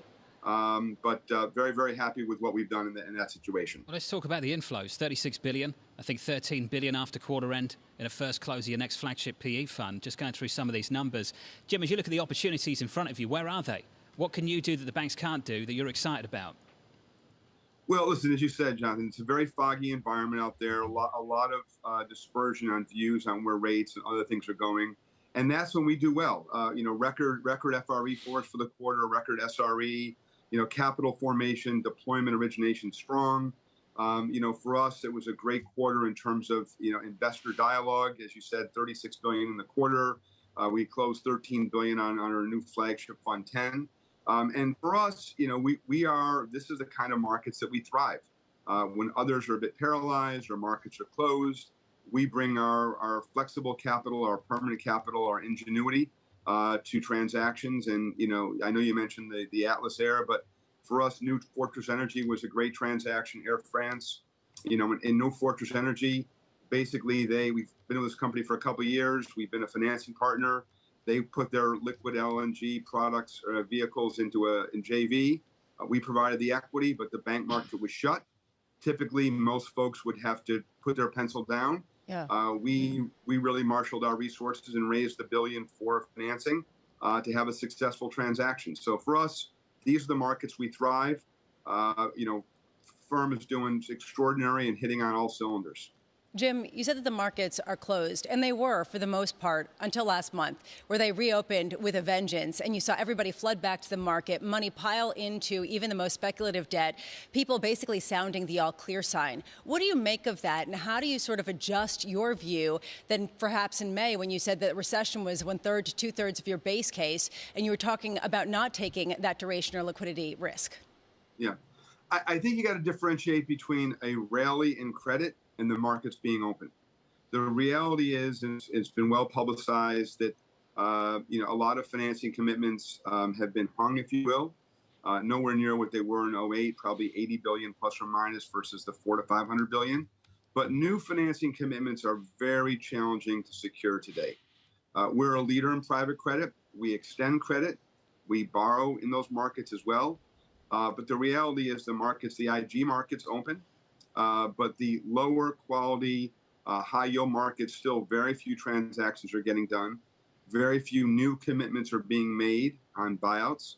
So it's not as clear as you said. Again, please don't differentiate a rally in credit versus really an open, thriving financing market. Jim, can I ask you what you think of that rally in credit, though? 140 basis points of spread tightening on high yield in the last month alone. We've got guests lining up calling that wishful thinking. What do you call it? Yeah. Well, it's interesting. We typically, when spreads go to 600, we usually, that's a buy signal for us historically. They were there for just a short period of time. As you said, they've rallied dramatically. It feels like the rally, I would say they're on the richer side of fair value than they are the attractive side of fair value. But I think it's interesting to contrast that to the private markets right now. You can, a year ago, high yield indexes were in the mid 4s, maybe touching 5. You can be part of a senior club in private credit right now with spreads, SOFR plus 650, which is basically almost touching 9.5%, 10%. High quality first lien position, top of the capital structure, 30, 40 LTV. So that's an interesting marketplace. And we're open. We've been active at Apollo and at MidCap. The generic on the run high yield market, not particularly interesting. And I suspect you're right. Lisa mentioned I was of the view that a recession was in the cards in 23. Yeah. We still believe it will be. I don't think it's going to be a deep historical recession. As we all know, the numbers right now, you're having negative GDP numbers with 400,000 new employment per month. So it's not your father's recession by any means. It's a different kind of environment. But from our perspective, if you have the ability to navigate, it is quite interesting, as many are on pause. Jim, I've got 20 seconds to squeeze this in. This is the question where the person behind your camera starts waving their hand saying, don't answer it. You were considering helping Elon Musk finance that Twitter bid. Given how it's fallen apart, has that left a bit of taste in your mouth around doing business with him potentially in the future? Just a yes or no, your thoughts on it? We're a big player in the global financing markets. We finance lots of folks. We're very thoughtful about what we do. And we got a long-term track record to prove that out. Everyone in that room is going to be very happy with that answer, Jim. He read that off a cue card. I'm sure they had it written down. John, Zelda read that off a cue card like Powell does at a press conference. Good job. Hey, Jim, thank you. Fantastic to catch up with you. Some insight there into the credit markets and beyond. Jim's out there of Apollo Asset Management from New York City. Jobless claims in America up next. Futures positive 0.1% on the S&P 500. We're up about 1/10 on the Nasdaq too. Yields come in 3 basis points, 267 on a 10-year. Mike McKee ready to break down the data. We'll do that next. This is Bloomberg.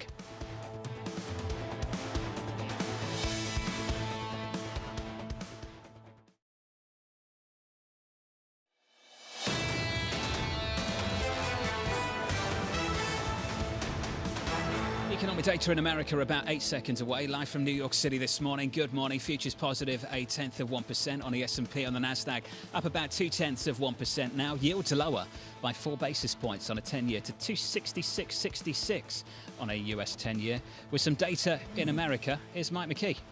Good morning, John. Well, it is the same story with jobless claims that we've seen the last couple of weeks. A small rise 260,000. The number last week was 256. Now, that's not the revised number.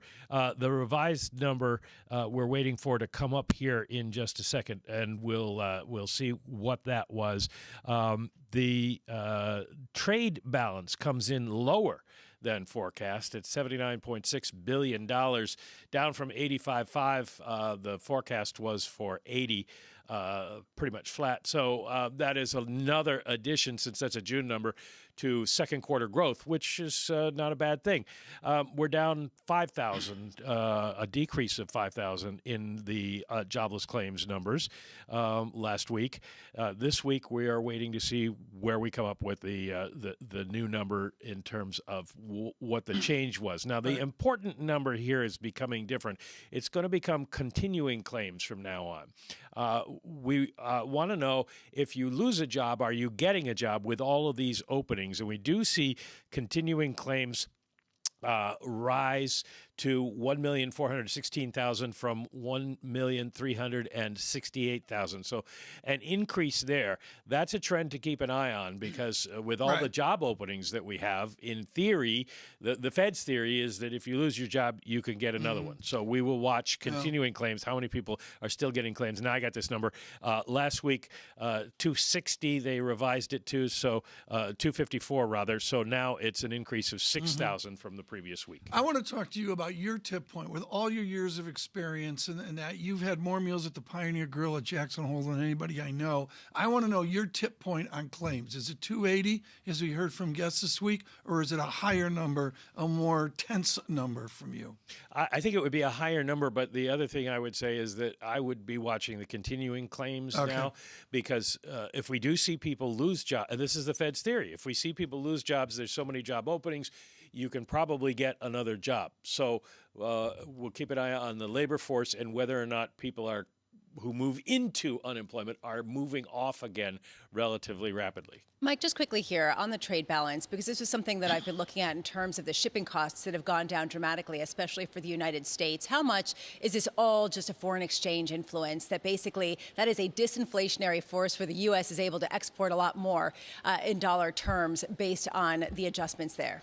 Well, it's interesting, Lisa, because what we're seeing is a larger percentage rise generally in exports than imports, which is not what you'd expect on a foreign exchange basis.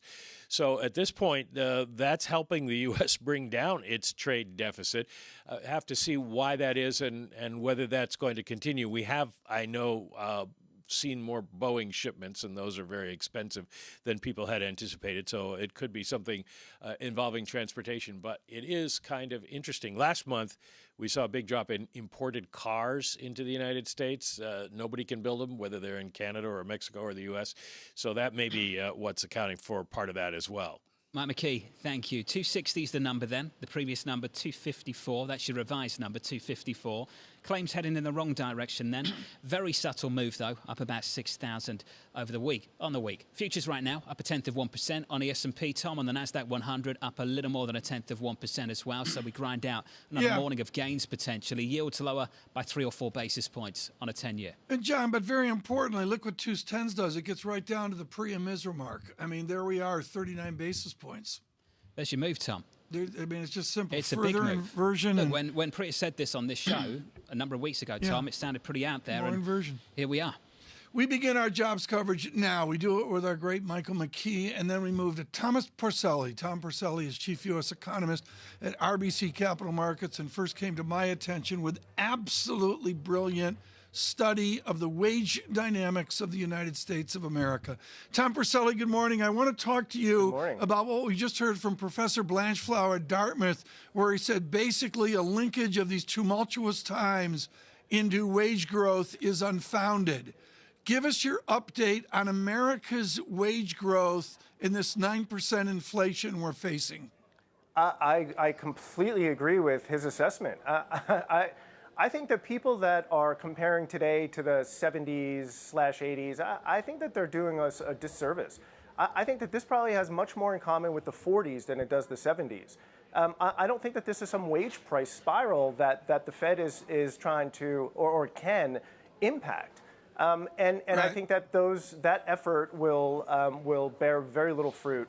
I think the Fed is hiking pretty aggressively into an economy that's very clearly slowing down. I don't know how that ends well. I think, if their thought process is, well, we got to really tamp down on wage pressures, I don't know how much more you want to tamp down on those. I mean, in real terms, they're deeply in negative territory. I mean, I always sort of marvel at the idea that I think very few people appreciate that disposable personal income, nominally, in nominal terms, from the beginning of the year to today, is really up only modestly, nominal. But in real terms, you're deeply in negative. So that whole idea, I think, is sort of foolish. And I would say one last thing, Tom, and then I'll stop.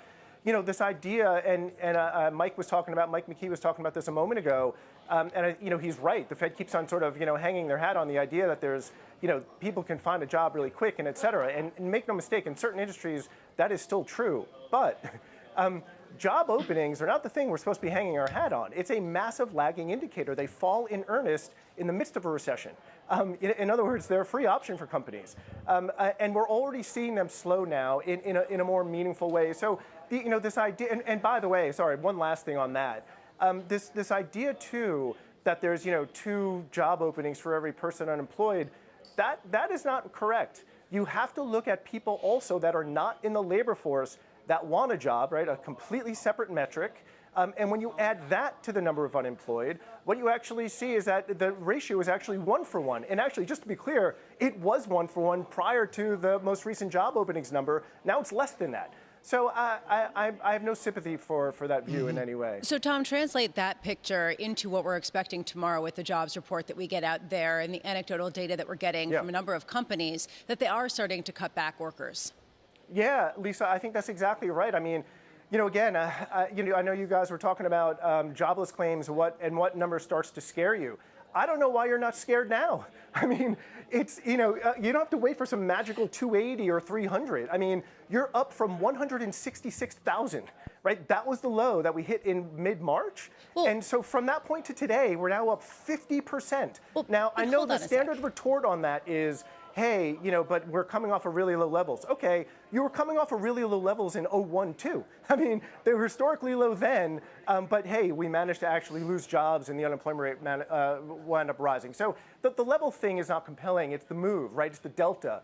And the delta is incredibly compelling. You're up 50% from the low. And sorry, just to be clear on that. So if you look back to every recession, we went back to the recession that started in 1969.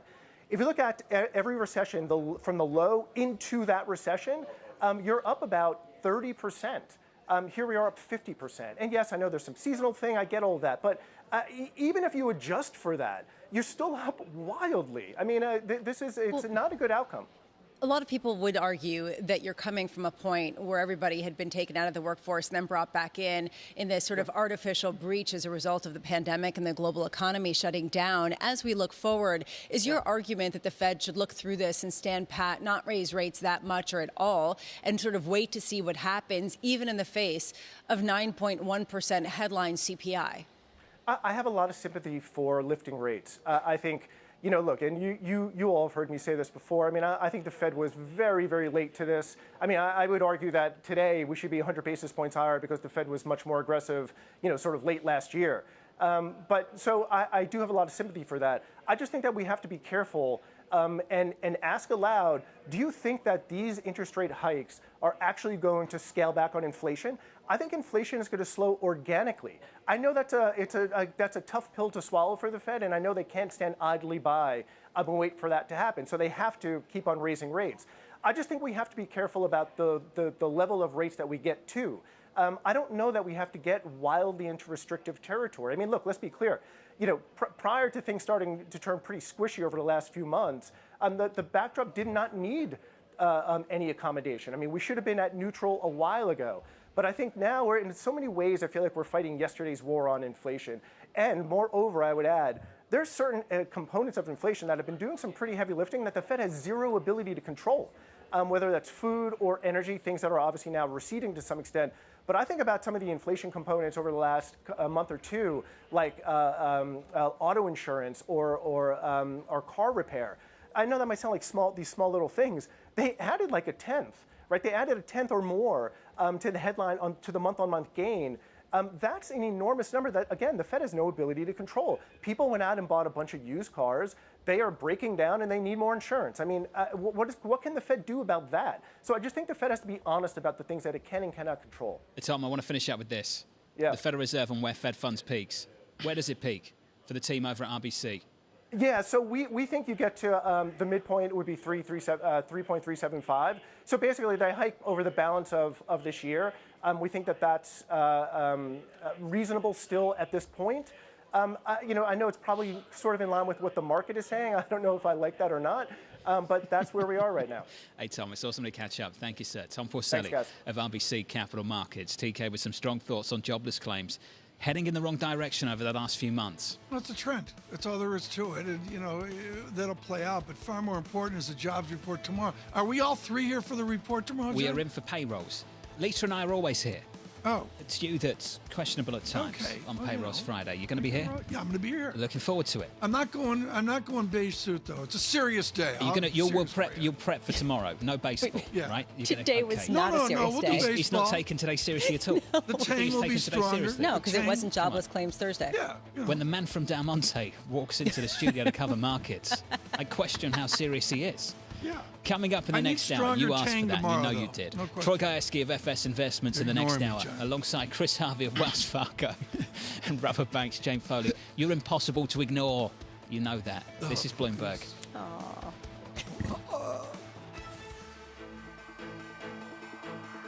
Keeping you up to date with news from around the world with the first word, I'm Ritika Gupta. The Bank of England is warning that the UK is heading for more than a year of recession. That came today as the central bank raised interest rates by the most in 27 years, a half percentage point. BOE policymakers also estimated that inflation may peak in October at 13.3%. And in the UK, Foreign Secretary Liz Truss has rebounded from an embarrassing policy U-turn to regain the momentum in that race to become Prime Minister. Truss received the backing of former Chancellor Sajid Javid. That is a blow to her rival Rishi Sunak. Javid wrote in the Times newspaper that Truss would challenge the status quo and deliver immediate tax cuts. Bloomberg's learned the Biden administration is lobbying Democratic senators against a bill that would alter U.S. policy towards Taiwan. Amongst other things, it would designate Taiwan as a major non-NATO ally. Tensions between the U.S. and China were exacerbated this week by House Speaker Nancy Pelosi's visit to Taiwan. In response, China began military drills around the island today. And Amgen has agreed to pay $3.7 billion for ChemoCentryx. It's a biotech company focused on developing drugs for autoimmune diseases, inflammatory diseases, and cancer. Amgen will pay $52 a share in cash. That is more than twice ChemoCentryx's closing price on Wednesday. Global news 24 hours a day on air and on Bloomberg Quick Take. I'm Ritika Gupta. This is Bloomberg.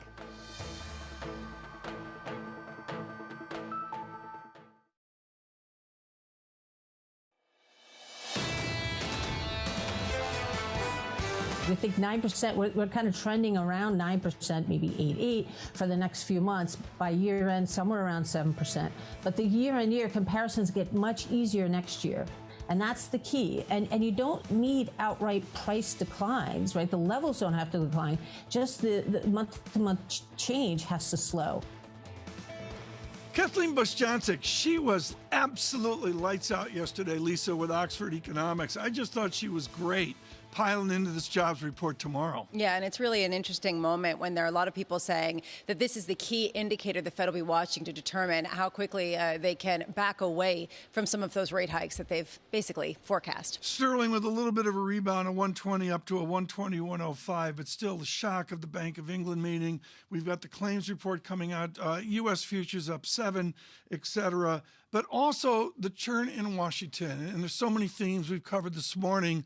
Right now, we are advantaged with Greg Valliere. He is Chief U.S. Policy Strategist at AGF Investments. And Greg, I really want to go to the broader tone. I want to go away from what I read in the Washington Post and the great Bloomberg politics people to the senator from Wisconsin who was talking up like he owns the high ground. And Ron Johnson beat Feingold, the Democrat, by 50.2% of the vote the last time around. And Ron Johnson's coming out with statements that you and others would suggest really cause risks to the Republicans. Well, I tell you, Tom, this has got to be Mitch McConnell's worst nightmare. He's got some bad candidates in Georgia, Pennsylvania, Ohio. They have overdone the abortion issue, which I think has backfired on them, as we certainly saw in Kansas. And you're right, Tom. Here comes Ron Johnson of Wisconsin, who says yesterday, maybe we have to change the structure of Social Security, make it something that has to be renewed every year, which would be a nightmare, of course. People would use that as a hostage for other legislation. I mean, are they trying to blow the Senate election this fall? I mean, the House is going to flip to the Republicans. I think that's pretty likely. But all of a sudden, the Senate is very much in play, and Johnson is a factor in this. Is there a middle ground for Republicans? I think with Taiwan, we saw that with Mr. Romney maybe taking a different tack than Rubio and other Republicans. But can McConnell and the Republicans find a middle ground that can salvage their Senate election? I think so. There are an awful lot of Republican Senate candidates who are saying they would not support Mitch McConnell for another term as the leader of the Republican leader of the Senate. So it's a very, very divided party right now. And I think this is a shocker to all of a sudden see 3 or 4 or even 5 Republican seats look shaky, and maybe only a couple of Democratic seats look shaky. In a 50-50 Senate, the Democrats have a path to keep control. This comes at a time, Greg, where the Democrats are trying to push through the Inflation Relief Act of 2022, the reshaped Build Back Better bill, and reframed in a new way for a new moment. How much do you view this as a likelihood, and how much do you view this as actually helping the Democrats heading into the midterms? Well, I tell you, Lisa, all of a sudden you've got to conclude this bill is in trouble. Some provisions are going to have to go. Kyrsten Sinema, the moderate Democrat from Arizona, does not like anything on carried interest. I've been joking that carried interest is like Rasputin, cannot be killed. And it looks like this may wind up staying in the bill.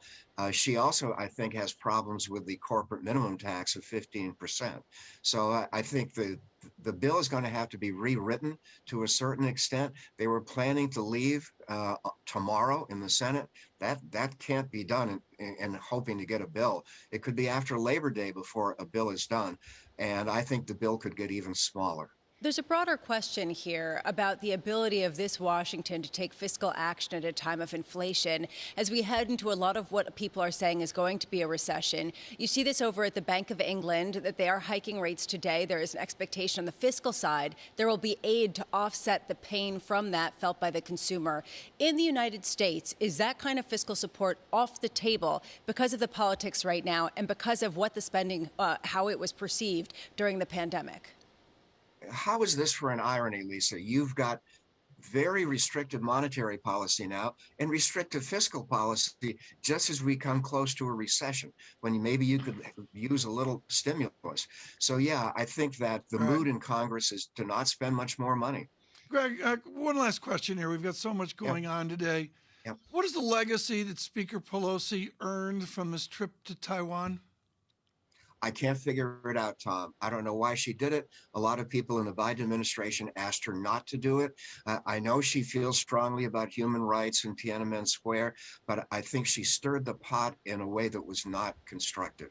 Greg Valliere, thank you so much. We value your notes each morning. And of course, folks, we protect the copyright of all of our guests. Look to AGF Investments Toronto and somewhere. He's in a shack up in New Hampshire somewhere. AGF Investments will get you the reports of Greg Valliere as well. Lisa, I don't even know where to begin on today. What is your thought as you look at the Bloomberg screen? Well, just the resilience of stocks amid pretty much a consensus of gloom when it comes to the economic picture. Stocks are not the economy, and you do see an incredible bifurcation in terms of the income tiers. There was a Wall Street Journal article recently highlighting the savings rate for the lowest income, the middle income, upper middle income, and upper tier of American households. The wealthy are doing well. Their savings are being built out dramatically. The poor actually built up more during the pandemic because of the checks. The upper middle class is getting squeezed on every level, building debts, not being able to spend as much in real terms. And how does this bleed out in an economy that is really an economy of averages that really gloss over some of the nuance under and the Tom hood. Porcelli mentioned that with the real wage or lack thereof, and the scale of it, I should say, as well. I hate to do this, Lisa, but I think we've got to talk about Pharaoh's United Kingdom today. I knew it'd be a big deal, but I just simply, the language that we heard from Governor Bailey, for those just tuning in, absolutely original. You'd never see that by the Fed. Lee Farage of State Street came on the show earlier this hour and said it was a bellwether moment to have a major central bank come out, hike rates by 50 basis points, and project a deep recession that had staying power. This shows the conundrum that banks are in as they face a stagflation type of environment. It is incredibly difficult, and it is something you're going to see in different shades, in different tones around the world. Incredibly popular demand has forced the three of us to be with you tomorrow morning, and I have to believe it will be a more than important jobs report. Lisa, I'm going to be looking at the revisions, the look back one time, the look back two times, and adjusting those revisions into the pretty good number we're going to see as well. I'm going to be watching wages. That gives a sense of how much pressure there is. Anecdotally, we are hearing about cutbacks. Walmart cutting about 200 corporate jobs. A number of companies have come out and talked about retracements. How much is it one-off? How much is it industry-specific? And how much do you see that in how much people are demanding higher wages and actually getting them? And with the Bloomberg reporting this morning, perhaps a small cutback in Zurich as well at Credit Suisse. That'll be one of our themes of coverage today on radio and television. We are steeled for the jobs report tomorrow. We hope you'll join us. We'll start in strong with the usual victims with us. Looking forward to that. See you tomorrow. Alan Blinder at 12 noon today. This is Bloomberg.